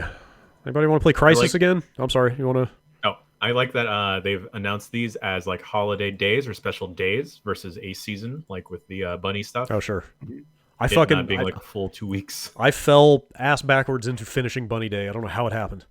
Yeah, we did it Keep too. collecting the Right eggs, and yeah, Right up, you're yeah, like, totally, why not? totally, like May as right well. up until like it was literally like 5:30 p.m. on Bunny Day, like on the last day of the fucking thing, and I looked, like they put the thing in there where finally when he showed back up, he would tell you how many recipes you had left, and it was like 5, and I was like, motherfucker, I might as well just fine, I'll get all the fucking eggs, so I did it. Nice. Yeah. I left my island open for my little cousin to pop into. I think on Easter, because he wanted a bunch of stuff, and I kind of just let my Switch go idle. And I go back after he texted me he was done, and there's just all these eggs on the ground that he had just dumped. Little I'm either bastard. catching them or shaking trees. Are they still there? Do they magically vanish once the event is over? Or anything No, I like have to that, pick them all up now. Oh wow, Nice. wow. Fucking terrible. All right, Crisis Remastered. They're remaking Yeah. Crisis. Good. Just I need a Crisis new 1, right? Well, Art yeah, so it is just tool. Crisis 1. I'm actually, is it a remaster or a remake? I guess it's hard to tell from the description. It's a massive graphical update from the sound of this press release, but they don't actually call it a remake. Like I feel like we're like in even muddier territory on remasters versus remakes these days than we were before. Now that actual remakes are happening. Yeah, it So is. is this the new bar to shoot for? Is this the new benchmark? Will it run Crisis Remastered? Right. It's coming out on Switch. The Switch will run Crisis, apparently. Wow. Okay. It's Wow. it's in July, or not July, summer, I believe is what they said. It's coming out in the summer. Saber Interactive is working on it with Crytek. Cool. PC, Xbox One, PlayStation 4, and Switch. And then it sounds like they are just like throwing the kitchen sink of graphical upgrades at it. Does it have ray tracing? It does, in fact. Okay. All Yeah. right. On Switch, though. Probably not, if I had to guess.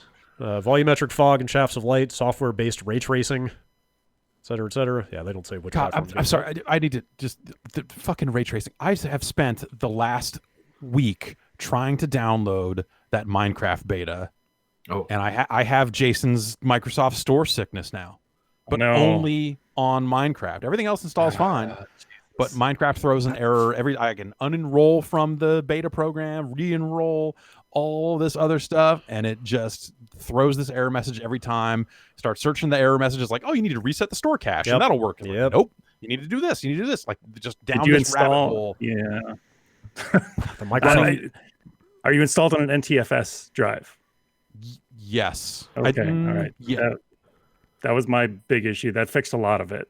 Okay. If that's any help. I'm gonna right click on C drive now, and I can just check. Yes, this is NTFS. Okay. I don't know what to say to help The you. Microsoft Sorry. Store should be so nice to use. Like it should be so straightforward. The way it installs stuff, like you, like not- And yet it's when you such a search mess. the error code that I'm getting, it's like the Microsoft feedback tool or whatever, that when you start looking in there or start Googling it or anything like that, it's like people with the same error message like 2 years ago or more. Yeah. Saying like saying things like, I'm trying to install Groove Music and I can't because it's throwing this error message. And it's just like, how is this still a thing? yeah. Oh shit! It's crazy. I feel you, brother. Did you know they're getting rid of Control Panel? What? What? Damn it. What? I need that. They are. I need they're that. supposedly whatever. It sounds like probably the fall update. This year's second annual update will be completely expunging the old Control Panel. That's Why? that's the word going around. So I've Why? been using it way less, I guess, over time. But I just learned how to use a computer. yeah. well, now they're going to make it easier. Oh, That's not confirmed, but that is the word going around. So we will see. I could get in the fast ring and see what it's doing. No, this is for the next step, not the April. Oh, okay. Not, All right. Not 2004, but like 2010 update 2010. The Okay. October one. Yeah. I don't know. I can probably take or leave a Crisis Remastered, but I still like that first game quite a bit. Like definitely more than the other two. So See, I think I didn't like Crisis 1 so much. I liked Warhead better. And then 2 and 3 were just, they found a way to make those games console games at some point. And the 2 and 3 are such different things that were fine, like for what they were. It was all right. I remember those games being a lot more like straightforward, story-based kind of just linear shooters. Totally. Crisis and 1 is a little more sandboxy. Exactly. Yeah. And that's, yeah. Yeah. I'm with you. I didn't like those games until Far Cry 3 came out. So going back to Crisis 1, unless they are making it a much friendlier game along the way, I don't know that that's that interesting to me. I mean, I was with you at the time, but at this point, like, Far Cry games are so exhausting with the number of icons I guess that's on the other map. thing. Like, I'm definitely not saying they need to make Crisis more like Far Cry 3. Like, the idea of that without a big to-do list kind of sounds nice at this point. Yeah, maybe. Shit. Let's see. There is a preliminary mod to let you play Half-Life Alyx without a VR headset out. Yeah, it looks great. It looks like a real thing. Like, if you really need to play Half-Life Alyx without a VR headset, it is technically possible now, but man, needs some work. Yeah. Have you gone back to that at all, Brad? No, I really want to play it. I've talked to enough people who have played through it who have extremely positive things to say about it. I think, like you saying that you were at least impressed by it, despite not even being a big survival horror fan, like, makes me at least want to get in there and see what they did, because it sounds pretty cool. Yeah, it's if I could get the wireless, so like there's for the Oculus Quest, there's like a side loadable version of Virtual Desktop you could put on it that'll actually let you stream games from the PC wirelessly. And when it works, it really fucking works, but it crashed on me a bunch and I was having trouble with it last time I was trying it. But that would let me, in theory, walk out to a much larger room and stand up and play it if I can just get it to work and have it be stable. And so I kind of want to try that, but so far I have not found the time to do any of those things. Yeah, this mod looks rough as hell right now, but based on the track record of all things being possible with PC mods after enough time has passed, like, you totally would expect they'll get this where it needs to be. I mean, at some point, like, it wouldn't the right thing to do, like, once the whatever version of the map editor is out, don't you just load those maps in and just find a way to backport it to a non-VR version of the source engine? And, maybe so. I mean, like, the motion-based hand control stuff might make that tricky. You'd have to, like, rework that stuff to be like, hey, we put a button here and it makes you warp up to the top of this ladder or something. Or actually, I guess you could climb ladders in those games. But, the idea of just like, hey, you got to pick this thing up and do this, like, they could work around that if they wanted to. A couple more stories real quick.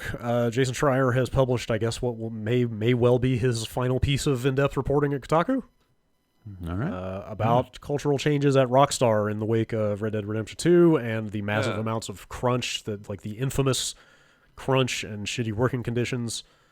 The whole, like, you have to always look like you're busy if there's certain people in the office. Yeah. So he got a hold of an internal email that went out. He also interviewed what he says was like 15 current and former employees. Like, it seems pretty well researched. It sounds like they're really going for it, honestly. Like, this email they sent out details a bunch of plans they are developing and implementing, like flexible schedules for developers, management and leadership training, anonymous surveys on feedback, better communication and updates to employees on current and future projects.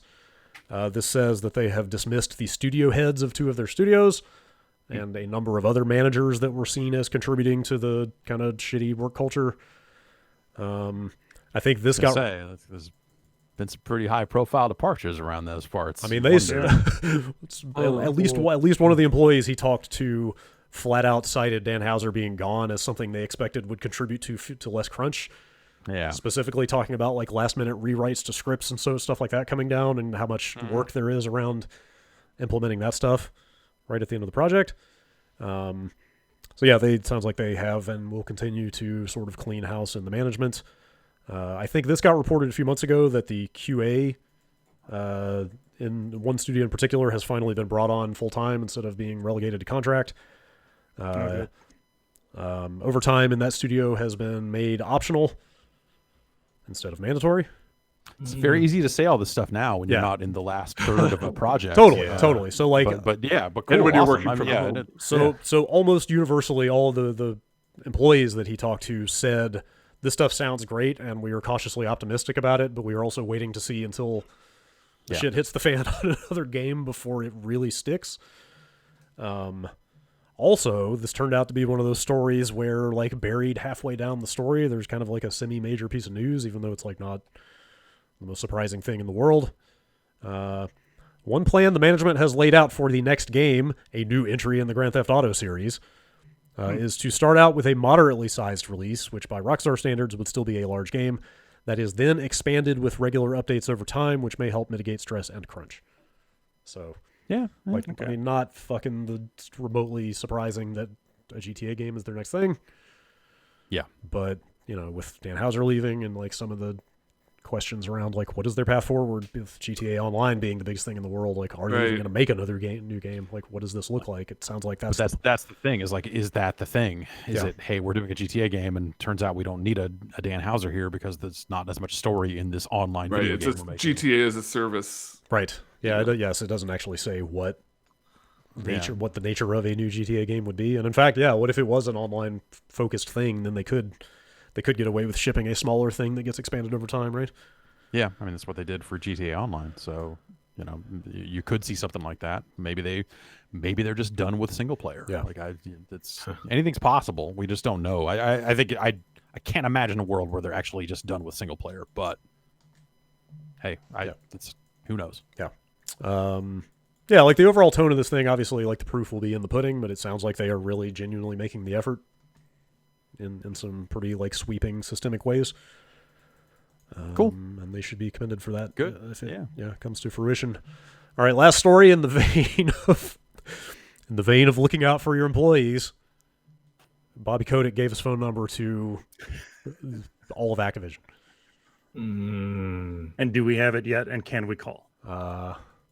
We might be able to get it. After show, huh? Yeah. He's going to call in. He calls in pretty calling. regularly. Right. Okay. I mean, he's been bugging me for weeks trying to, Yeah. and like your question, you just That's need a question. It's a yes or no question. It's not really going to work for the. Moneyball 420 writing in again saying, "Did you buy the Blunt Force Trauma pack for Call of Duty Modern Warfare? It is sick." To be fair, it sounds like Activision Blizzard has been pretty good to its employees in the midst of this whole thing. It says that they have offered mental health support and childcare when necessary. Apparently, they are paying for their employees like broadband upgrades and like internet bills and stuff like that. Wow. Yo. So like, there's some like pretty good support actually there in place. And he sent out his cell phone number to everybody in the company. He sent out a Cell phone number. Yeah. Yes, he described it. This was on a CNBC interview that he gave where this came out. Yeah. About a month ago, we sent out an email from my email address with my phone number, is the quote. We encouraged every single employee that has a concern that relates to their health care to contact me directly. So far, that's been working well. Cool. Wow. Isn't that what HR is for? You know, let's say that you have taken a major drubbing in the press and your public image is in tatters over the last couple of years. And like, do you like what do you think the topic? And they said like a few hundred people had called, I think was the other part of this. So, Okay. like, what do you think that? I mean, you know, I'm sure whatever people have questions, and you know they aren't always going to go right to HR for those sorts of things. But I'm just wondering, what are the calls and how often does he just say like, well, we can that's definitely something we could raise with HR. Thanks for calling. Right. Yeah. Like, yeah, no, Talk to your manager. I get. Maybe talk to your manager first before we do this, or is it like major problems? Like, dude, what? Like everyone between you and me on this org chart sucks. Like, I just don't even know. Yeah, I wonder. Yeah. Do you think they're using the phone number to identify who might be problems? Right, yeah. Well, yeah. I would like. I wonder if there'd be like, fear of retaliation. But yeah, I imagine a lot of this is specifically related to the working from home and the just the situation and how fucked up everything is. It's less about like, hey, this Tony Hawk remaster is going sideways, Bobby. What are you gonna do to fix it? My job sucks, like or whatever. But if people were calling with that sort of stuff, you'd be like, this guy seems like maybe we. I mean, you know, let's get everybody back in the office first, but like, put him on a list. Put him on a list. Put him on my Moneyball list. Yeah. I mean, to be fair, you know, Bobby Kotick being who he is, this Kotaku story says that like Activision Blizzard is supporting stuff like like an antiviral clinical trial at UCLA. They are backing development of blood serum tests for the virus. Like, it seems like they are trying to take a genuine kind of leadership role in a lot of the stuff. Yeah, so that's good. Fair play to them for that.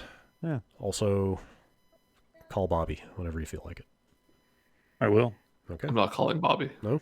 That's what I want to like. But no, like, what if we call him and we pretend we work somewhere and just start trying to get unannounced game information out of him, pumping him for info? Yeah, like we just call him and just be like, yeah, like just literally, like I'm, it's just I'm over here working on the Tony Hawk stuff. It's going pretty well, and just see what he says. It's like, oh yeah, I'm down here. I'm up here in Northern California working on the Skylanders reboot. And just and then just lay back and just see if he says or if he just hangs up.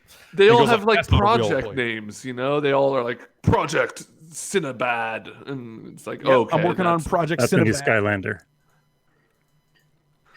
Everybody's Cinnabad is my favorite Skylander. They're adding a new candy element to this one, so. All right, that's all I got for news. Unless anybody else got anything to bring to the table. Okay. All right. That's it for headlines then. Why don't we move to another quick break here, and then we'll come back and read some of the emails. Ooh. All right. We're back, and I have one question for you. Are you ready for the emails? So ready. So. How many? Ready. Let's go. How many talking? Okay. Well, a handful. Okay, a handful. I can do that. I have I would say roughly. How about a buttload? I have like. How about a grip? I would say I have 3 handfuls. What do you think? Like 10 emails to a hand, something like that. What's the handful to buttload conversion ratio? It's the handful to scoops for like Raisin Bran scoops. Mm-hmm. 2 scoops raisin. I'm sorry. I could go for some Raisin Bran right now. Right? I don't know. Raisin Is the Crunch. song going? We can't hear. Are we transitioning? It's really tough to keep cereal in the house right now. All right. Bombcast at giantbomb.com. That's the address that you shall send your emails to if you want them to be read on the show. First email is from Nick in Michigan. So, your discussion of Ninja Theory versus Team Ninja on last week's show reminded me of this weird fact, that Mixer's Ninja somehow owns TeamNinja.com, while Team Ninja has TeamNinja-studio.com, which only just redirects to their Facebook page. How did this happen? Did Team Ninja ever actually own TeamNinja.com? Did Ninja buy it from them with V-Bucks? I'm going to say probably not. Like why would they need their own site when they would just like have Tecmo.com or something? Probably. I guess that's well, Well, yeah, but you telling me wait, is Itagaki Team Ninja or is he not anymore? But yeah, yes. Well, yeah, I'm saying back when he was there, I'm pretty sure he would have loved to have a website just to keep interests. He seems like the kind of guy who has a very interesting blog. Yes, he would just want TeamNinja.com to redirect to like an Aerosmith video on YouTube. Yeah, fair. Also, a guy that I would guess is like fairly concerned with image. And would want the studio to have its own website. Yeah. But I bet even still within that framework, at best, they would get like team-ninja.tecmo.jp or something. Yeah, sure. I think, didn't he come up on last week's show? Yeah. He did. What? Yeah, he did. Up with him? Where is he? In the same. Yeah, that's what I want to know. Just let us know. Did he not write in? That Devil's Third studio is technically still there, right? Was it like Valhalla Games? Valhalla, yeah. It's been a while. Once again, if you skipped a week, I understand, but yeah, let us know. He's got to be doing something, okay, right? Yeah. He's got a pseudonym he writes in under. Oh, of course, yes. Nathan from Tumwater, Washington. That's the guy. He's got an amazing range of interests. Let's see. Aaron in Orlando. What's your ideal tracksuit? Are the stripes required? What is your ideal leisure wear? I like an Adidas. Yeah, that's got the three stripes. Do they even make a tracksuit without stripes? Yeah, they probably do. So. Probably just like a flat color ones. Yeah. I've never worn a tracksuit. Tell me about your tracksuit colorways. I donated all my tracksuits to a professional wrestler who needed them a while back, so I don't have any anymore. But doing a tracksuit drive. Back in my day, I had I had a bunch. Like a red with like a There's a decent red one. I don't remember what color the stripes are on that. There's like a white one with like a nice like a dark blue or purple, one or the other. I don't know. I've seen that stripes on it. That's classic. That's a classic. Mm-hmm. I had one tracksuit get stolen at my bag got stolen. It was the tracksuit that we got for GameSpot after hours or whatever it was. We all got tracksuits because we did it wasn't a deal, but we did a something with Puma or Tim Tracy's wife at the time got some hookup. So I don't know. We got a bunch of free Puma shit. Nice. And then we wore it on this thing we were doing, and then not long after that tracksuit disappeared. It caught on fire. I don't know what happened, but that was a nice free tracksuit. Those are the best kinds. Yeah. Huh. I don't like a tracksuit that's like the same as a windbreaker material that makes too much noise when you switch hell around. No, yeah, no, I'm not trying to break dance over here. Come on. Yeah. What do you want? How do you feel about a good sweatsuit? Yeah, I don't own any, but yeah, man, I would love that. Yeah, that'd be nice. What do you want? Like a nice terry cloth or something, kind of. Like a terry cloth would be nice. Yeah, that'd be that might be a little warm. Okay, sure. For around the house. Mm-hmm. Can you have a hood for a tracksuit? Or is it just you need the collar? Doesn't that just become a hoodie? Yeah, it's a zip-up hoodie. It's kind of a. Yeah. You could have a track hoodie. I think that still works. I think that still that's a tracksuit variant for sure. But there's still something there. I think. Can you have track shorts? So I had a terry cloth. I had a Rockaware set that I got on clearance. That was like it was like I was wearing towels, man. It was nice. It was like it was a short sleeve, but the sleeves would zip off if you wanted to really ball. And it was a pair of nice long shorts. Nice. And that was a nice set. I had to get rid of it. Oh no. Its time had just passed, man. Oh no. Yeah. It had to be donated. So hopefully someone out there is enjoying that. But I almost bought a tracksuit to the New Japan show I went to. It looked real nice. Yeah. Yeah, that was the New Japan tracksuits were nice tracksuits. That's How easy is it to get a very tall tracksuit?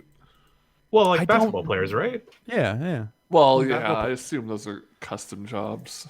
The Adidas tracksuits come in a wide variety of sizes. I just think that as you size up, you're it's much more likely that you're going to get a very baggy. It's a big and tall, not a big. Exactly. It's big or tall. Yeah. What do you think what is the home of the tracksuit? Like, where did it originate? Is it like Eastern Europe? What do you think? If we're Russia talking definitely about, embraced it. Yeah, yeah, they get extra stripe is a very good deal. You could do. You could always like if you're looking into that type of leisure wear, you could do a half suit. You could do like jeans and a tracksuit, or the opposite. If you really want, a denim jacket and a tracksuit pants. That's another classy style. I've seen that fit. Yeah, you could do.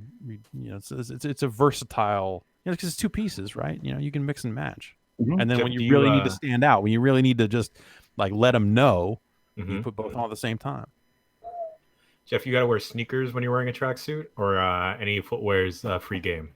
The problem I run into with a lot of my tracksuits is that the pants are sometimes too long because I will want like a bigger top and a smaller. So if they don't sell them separately, I end up with tracksuit pants that are dragging on the fucking ground. So it kind of doesn't matter what I'm wearing shoe wise, but I don't think you necessarily need to match there. I think if you want to go for that classic look and you want to get like a pair of Superstars or something like that, you could just do the full Adidas top to bottom, everything. But I don't think that's a necessity. I think you can do what you need to do on the shoe front, and it'll be okay. The tracksuit abides; it can handle it all. Good. I'm trusting you on this. Yeah. All right. Since they asked about ideal leisure wear, I'm just going to say I'm going to dissent and say t-shirt and gym shorts. is I'll get some gym shorts. 100% of what I have worn for the last 29 days. I'm actually wearing pajama pants right now that my partner got for $1. They have NES controllers on them. Yo, Cool. Control freak. Oh, wow. what are they saying about you though? That's what I asked. There's I also want a to pair. push those buttons. At the same dollar sale, they also got me some underwear that has Yoshi print on it, and the waistband says Legend of Zelda. Does the mouth? Does the buttonhole open the mouth? Only. I don't know how far. I was gonna say only when Mario punches it, but I think we need to move on to the next email. All right. Matt from Warrington in the UK. You are a console archivist being chased by time. You jump into your hot air balloon that's been pre-packed with every console ever made, but wait, there's a problem. The balloon won't take off because it's too heavy. Oh, no. You quickly calculate that ditching the weight of 3 consoles should be enough to get you off the ground, but in doing so, those consoles, including their exclusives, will be lost to time forever. Which consoles do you choose and why? Xbox can go. Wow. Yeah, that was my immediate thing. One? Xbox, original Xbox? Man, that's like the weight of 2 consoles. Well, so I guess Halo isn't lost because it came out on other platforms, right? Yep. Yeah. So, are there any original Xbox games that were absolutely crucial to preserve? Blinks? Nope. Oh, man. I'd probably toss out like a Casio Loopy, like a CDI. Mm-hmm. CDI. I don't know. There's enough like dumb, obscure. Yeah, I guess. Only boxes like a Bandai Pladia. Like no one needs that. The Apple Pippin, fucking throw it in the Bammer, man. It doesn't matter. Did the Pippin even have games? Yeah, there were yes. Like that was that multimedia era where I'm sure it had Myst. I'm sure Myst came out on the Pippin, right? Yeah, but it probably also had Encarta, right?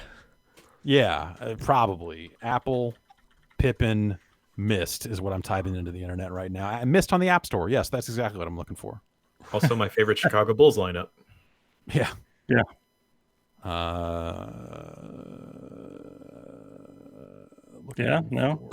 Good quality. I don't have a good answer to this question at this time.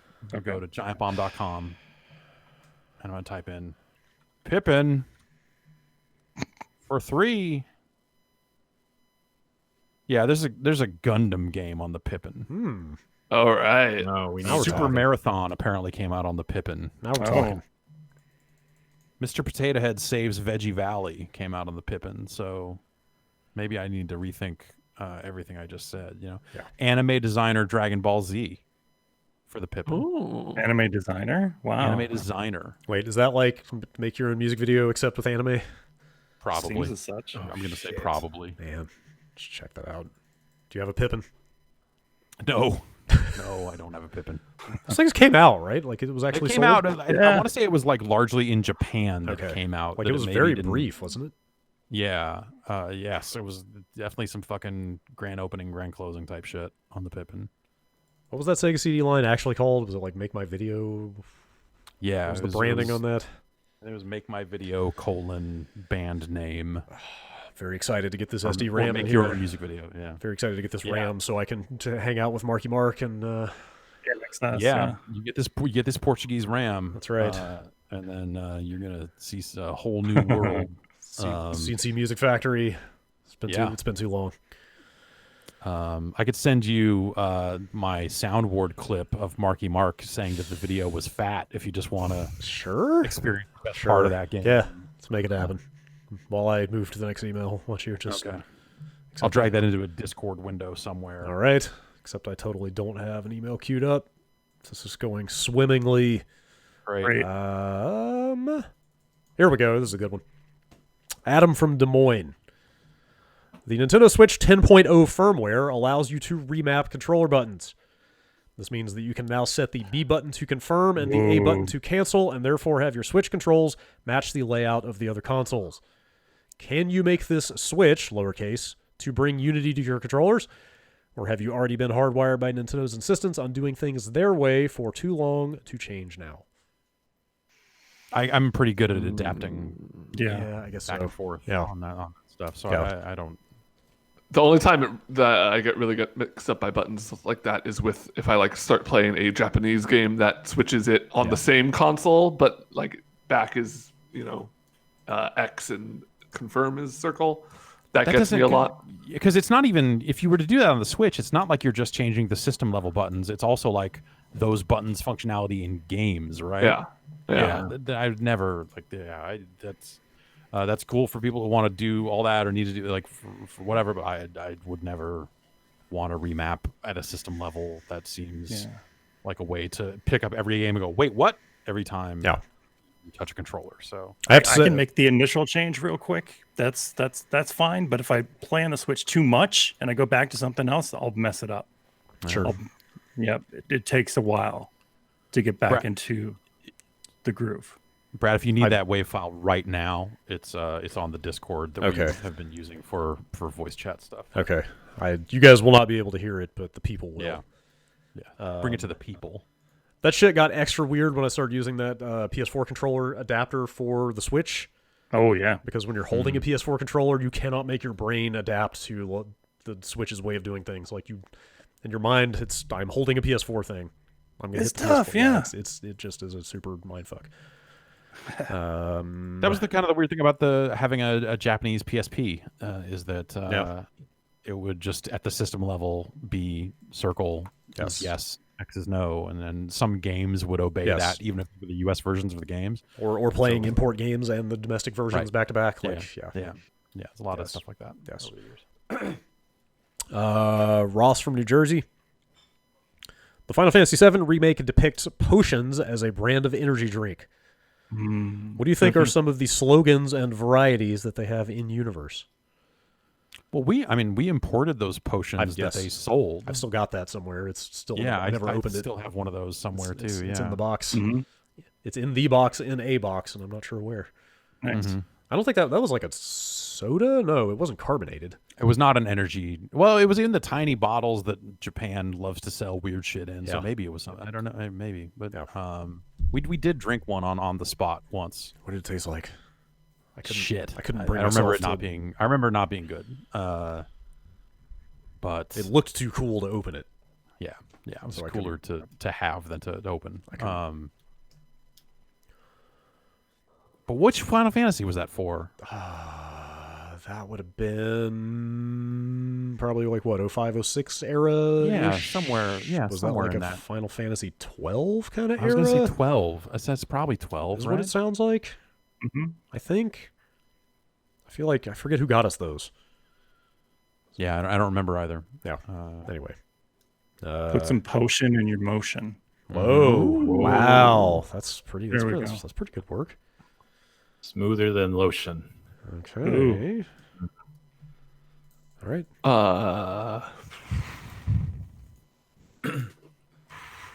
Got nothing, huh? No, I was thinking that's a tough one. I feel like the question was a little too specific. The potion as energy drink is a good, if you want to get on a little email workshop here. I think potion as energy drink is a good foundation for an email, but the question was maybe a little too specific. Yeah. Let's see here. Todd from Vancouver. I was wondering if during the quarantine you've gone back to play some games you may have missed, such as Brad playing Donkey Kong Country Tropical Freeze, and realize there are some really great games that you have missed out on and what they are. Ape Escape 2. There you go. Nice. Yeah. Unfortunately, the version available on PSN is the PAL version, and I've been told that the North American version has the Pokemon voice actors. But it is kind of endearing to hear a bunch of characters go, "Oi, mate, there's a monkey on the loose." Yeah, man, they could totally adapt Ape Escape in like modern controls. I don't think they could work in like the analog flicking to get the monkeys anymore, or apes. I don't know. But like imagine like a Dark Souls type deal. The targeting, strafing around a monkey. Strafing around a monkey. That does sound pretty good. Monkey strafing. Yeah, no, I haven't. I've been playing a bunch of weird old stuff, but nothing that necessarily stood out. I really want to go back and play Neuromancer, the Commodore 64 / Amiga adventure game based on the book. Oh, I thought you meant Nero Dancer for the 3DO, that stripping game. Oh god, I thought you meant Necrodancer, the dancing Necronomicon game. I thought you meant Shadow Dancer, the fake Shinobi 3. No, I played all those. Okay. All right. Yeah, no, I've been mostly just like going back to a lot of comfort games. Re-downloading Fallout was a big one for me last night, but yeah, it's intimidating to start something new right now. I don't know. It's a big commitment. Yes, I'm with you on that. There's a lot going on. I have thought about finally getting into Hollow Knight, but I don't know, it seems like a real big rabbit hole. Anyway. That would make a lot of people on this website very happy. Yes, or very upset. Depending on how that goes. Let's see. Another email from Chris about Donkey Kong, kind of. Enjoyed Brad's Tropical Freeze stream, and it got me thinking, since Nintendo wasn't happy with the progress of Metroid Prime 4 and they transferred the project to Retro Studios, I'm wondering what Retro was working on at that time to not be the first studio that was put on Metroid's development. I'd be interested. Well, I don't need to read the rest of the email. The gist is, and I looked this up, there's like 5 years between Tropical Freeze shipping and that announcement that they were taking over Metroid Prime 4. Right. So what were they doing? Yeah. Because they did Donkey Kong Returns, or Donkey Kong Country Returns 3D, and then Donkey Kong Country Tropical Freeze right after. Yes, which was like 2014, I believe, is when that came out. And then, the remaster in 2018 / Metroid Prime. Right, and then they went dark, and then they got moved onto this like a year ago. Interesting. Yeah, so there was a large chunk of time there where Retro was doing something, and nobody knows what. I didn't know they did Mario Kart 7. Wait, really? Yeah. Huh. Yeah, I thought those games all got done in Japan. Maybe they're doing a new Diddy Kong Racing. Oh, that's what they were doing. That's what I'm going to say. Ice Climber 2. Okay. All right. I don't know. I don't have a clue what they might have been up to in that period of time. Helping out other studios, probably hired gun stuff. Yeah. I don't know. Could not say. Guy Game 2. What? Wait, they didn't work on that, did they? Extra band on Twitch. The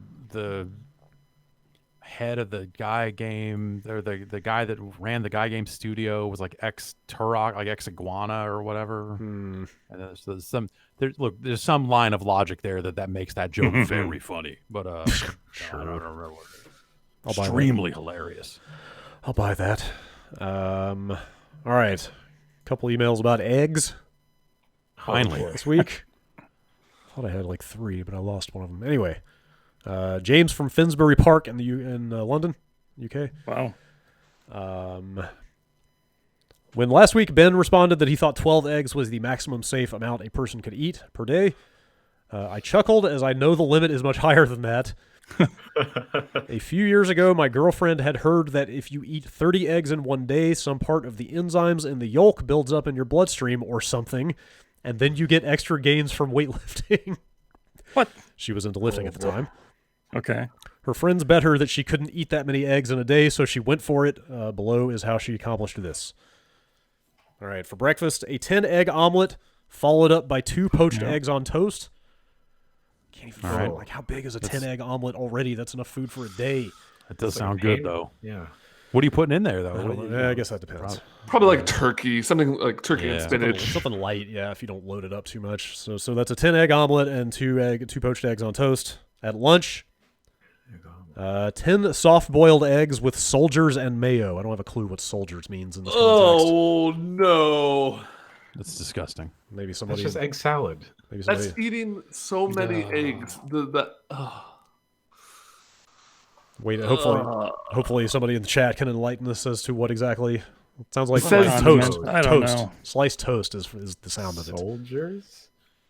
So that's 10 soft-boiled eggs on toast with mayonnaise. She shared it with 10 soldiers. Yeah, maybe so. Okay, and then finally, for dinner. 8 sugary, extremely eggy pancakes that were closer to omelets than pancakes. Weird. So, sugary, sweet omelet, basically. Just a little bit of flour. Man, that's... she said that what are we up to, 30 so far? That's the 30. She said the breakfast omelet was okay, but that the soft-boiled eggs for lunch was a big mistake, and that she felt giddy and, unsurprisingly, a bit queasy afterwards. You don't say! Unfortunately, after eating so many eggs in one day, she did not feel like going to the gym. Yeah, I'd imagine. Right, she has to keep that up for a week, get used to it, and then now you're talking. That's right. So 210 eggs in 1 week. It's just... Oh my god. So it sounds like she doesn't care about those gains, I guess. I guess not. You know. Yeah, I don't know. Yeah. All right. Terrence from Canada. Noted chef and all-around good guy, Guy Fieri, hates eggs. Eggs, a staple of cooking the world over. Yeah. This got me thinking, what's your equivalent of hating eggs?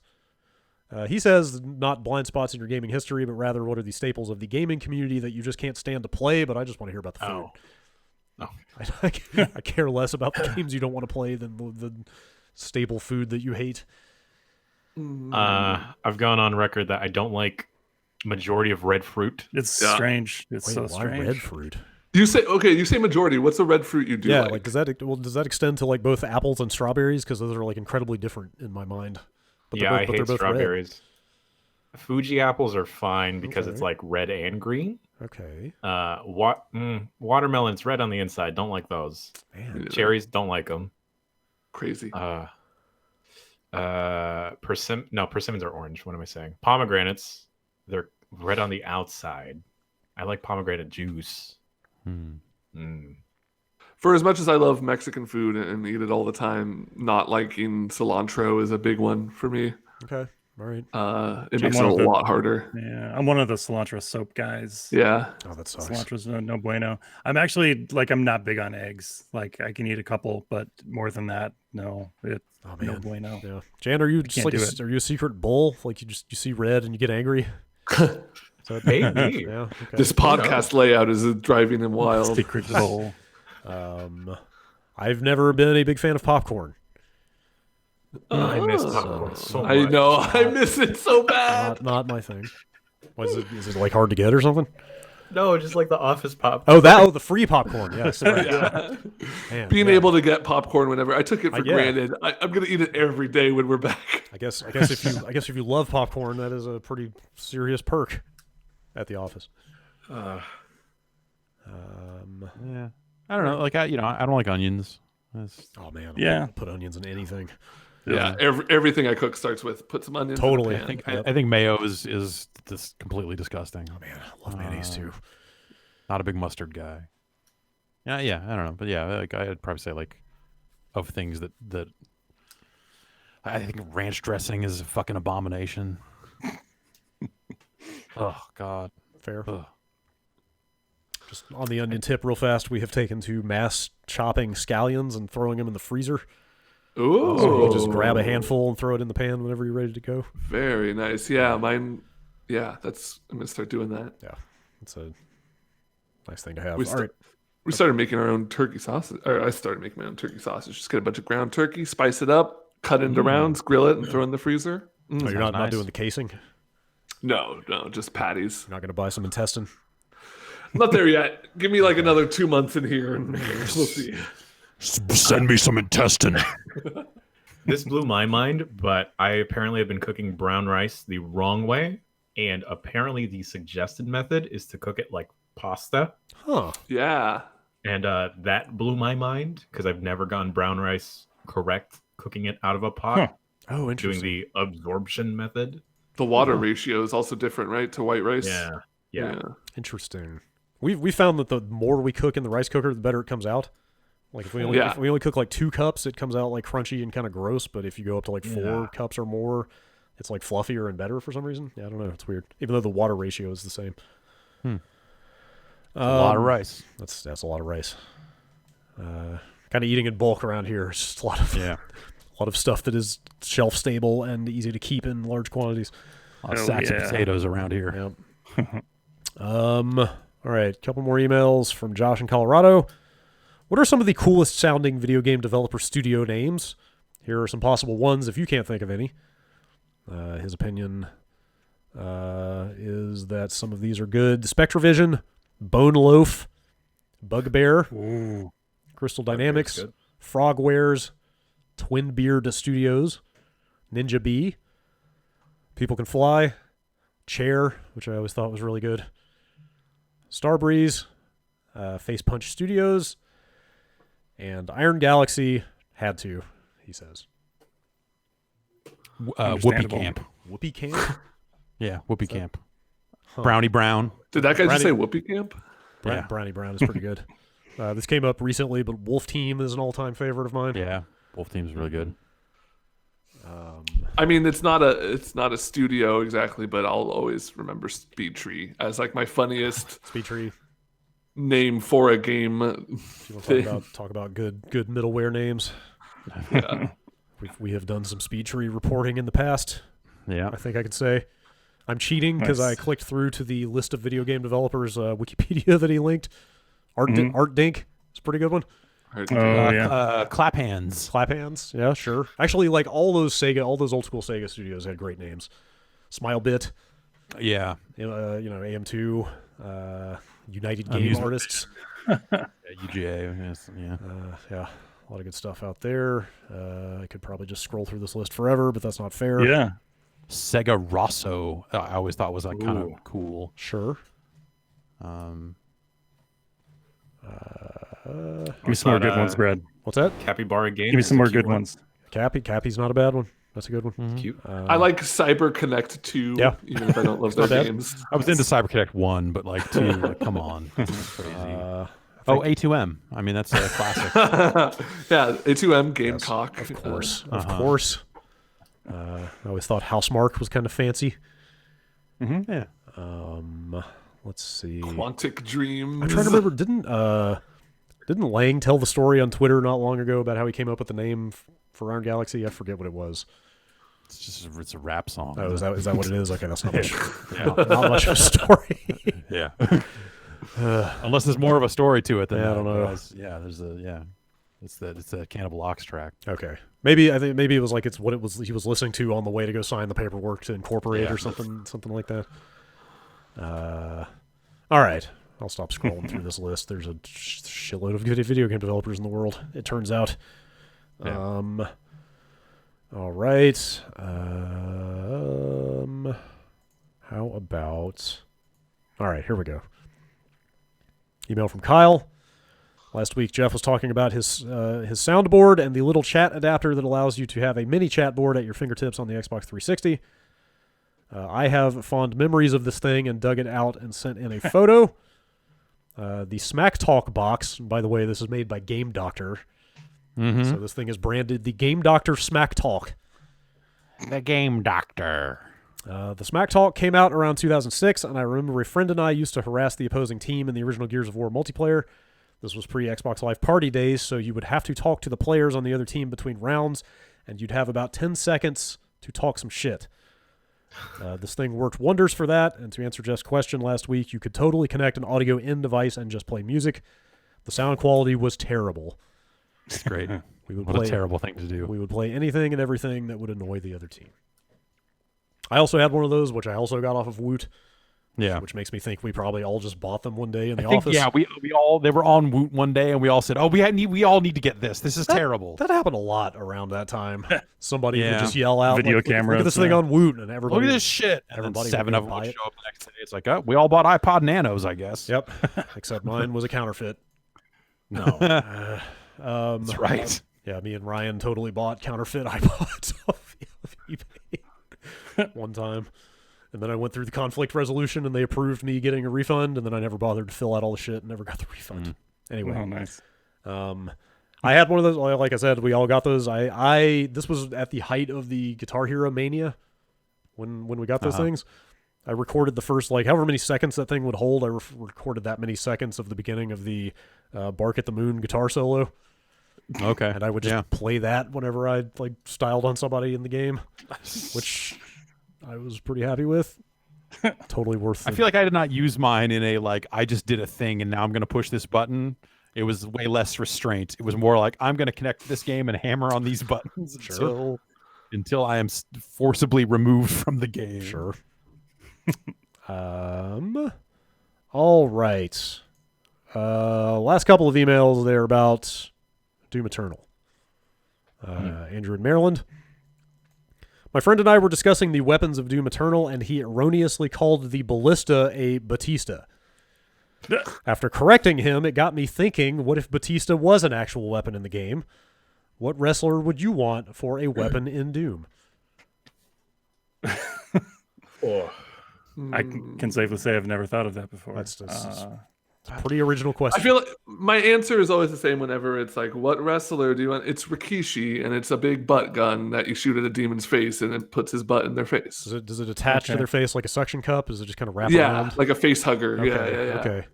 I would just want any of the wrestlers that appeared in WWE Crush Hour, the car combat game, so that you could shoot the twisty rockets. Ooh, okay. Oh, man. Something Undertaker, something Tombstone. I don't know. I guess Motorcycle gun. That's what I got. Bret Hart would be like a sniper rifle, right? A sharpshooter, yeah. Yeah, that makes sense. Can I shoot birds with Coco Beware? Coco Beware would never let you shoot a bird. No, I shoot birds. Oh, you at people. launch birds. Okay, I yes, launch okay, birds. Yes. All right. Yeah. Okay. Yes. All right. Yes. All right. There we go. There you go. There's your lineup for the next Doom game. If there is a next Doom game. Not with Mick Gordon involved, apparently. No, definitely not. I saw that stuff going around. It didn't seem like quite confirmed enough to put it in the news, but Yeah. sounds like he is not pleased with the way that the music situation went for that game. Really? Yeah.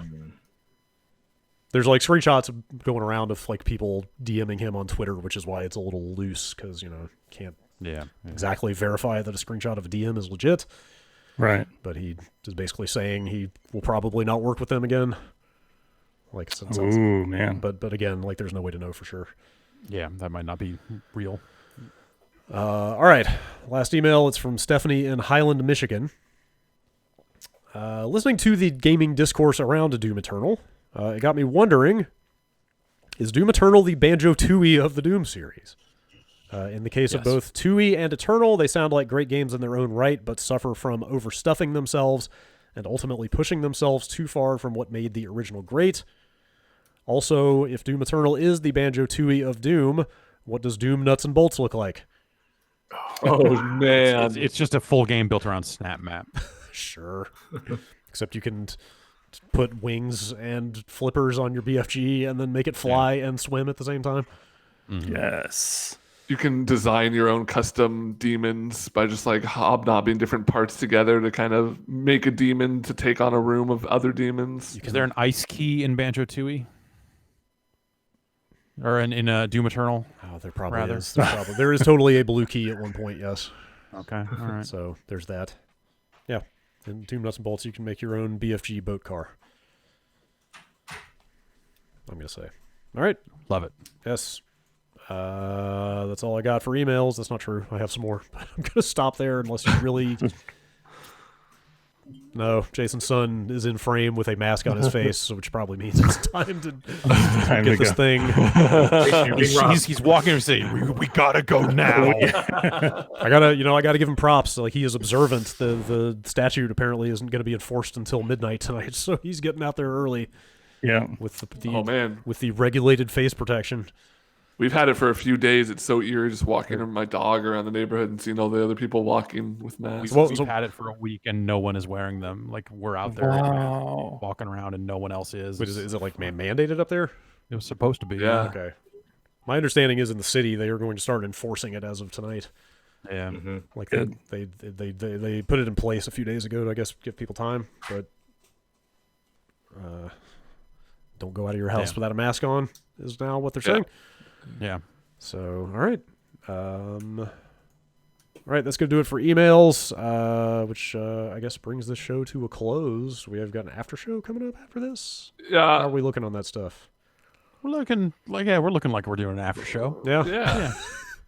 slowly We're coming. probably together. we're probably just gonna take questions from the chat this time around, Okay. and yeah. But I will. Ben and I will confer. We will commune. We will talk to each other and figure something out here in a little bit, and then do a thing. Yes. You think Bobby Kotick will be in there? Yeah. Again, yeah. Okay. Yeah, he called last week, so Okay. he left a voicemail about Arby's. He's a regular. It was pretty popular. Yeah. Hey, 3M boys, I'm here at the Arby's drive-in. I hear he's a big fan of horsey sauce. Yeah, you heard right. Yeah. Okay. It's good to know. Yeah. Yeah. So we'll have the kind of the similar streaming stuff to what we've been doing going up on the site throughout the week. I think we're trying to, maybe get a little more group or communal stuff going on. I don't know. Yeah, when we can schedule it and try to make that stuff work and try to get some other stuff going on here. I'm probably gonna write a review of Phantasy Star Online 2 at this point. It's crazy to me. Because I've just about because it's no longer an open beta, it's out. So and I've seen enough of it. Yes, it's an official 2020 release. Yeah, that I'm gonna write a review of PSO2. Okay. Finally, All right. the story can be told. Worth the asking price. Yeah, Maybe. Yeah, yes, absolutely. Yeah, sure. Sure. Yeah. Maybe even a little more than that, depending. I don't know. You know, Okay. Say like $5. What do you do? $5 maybe.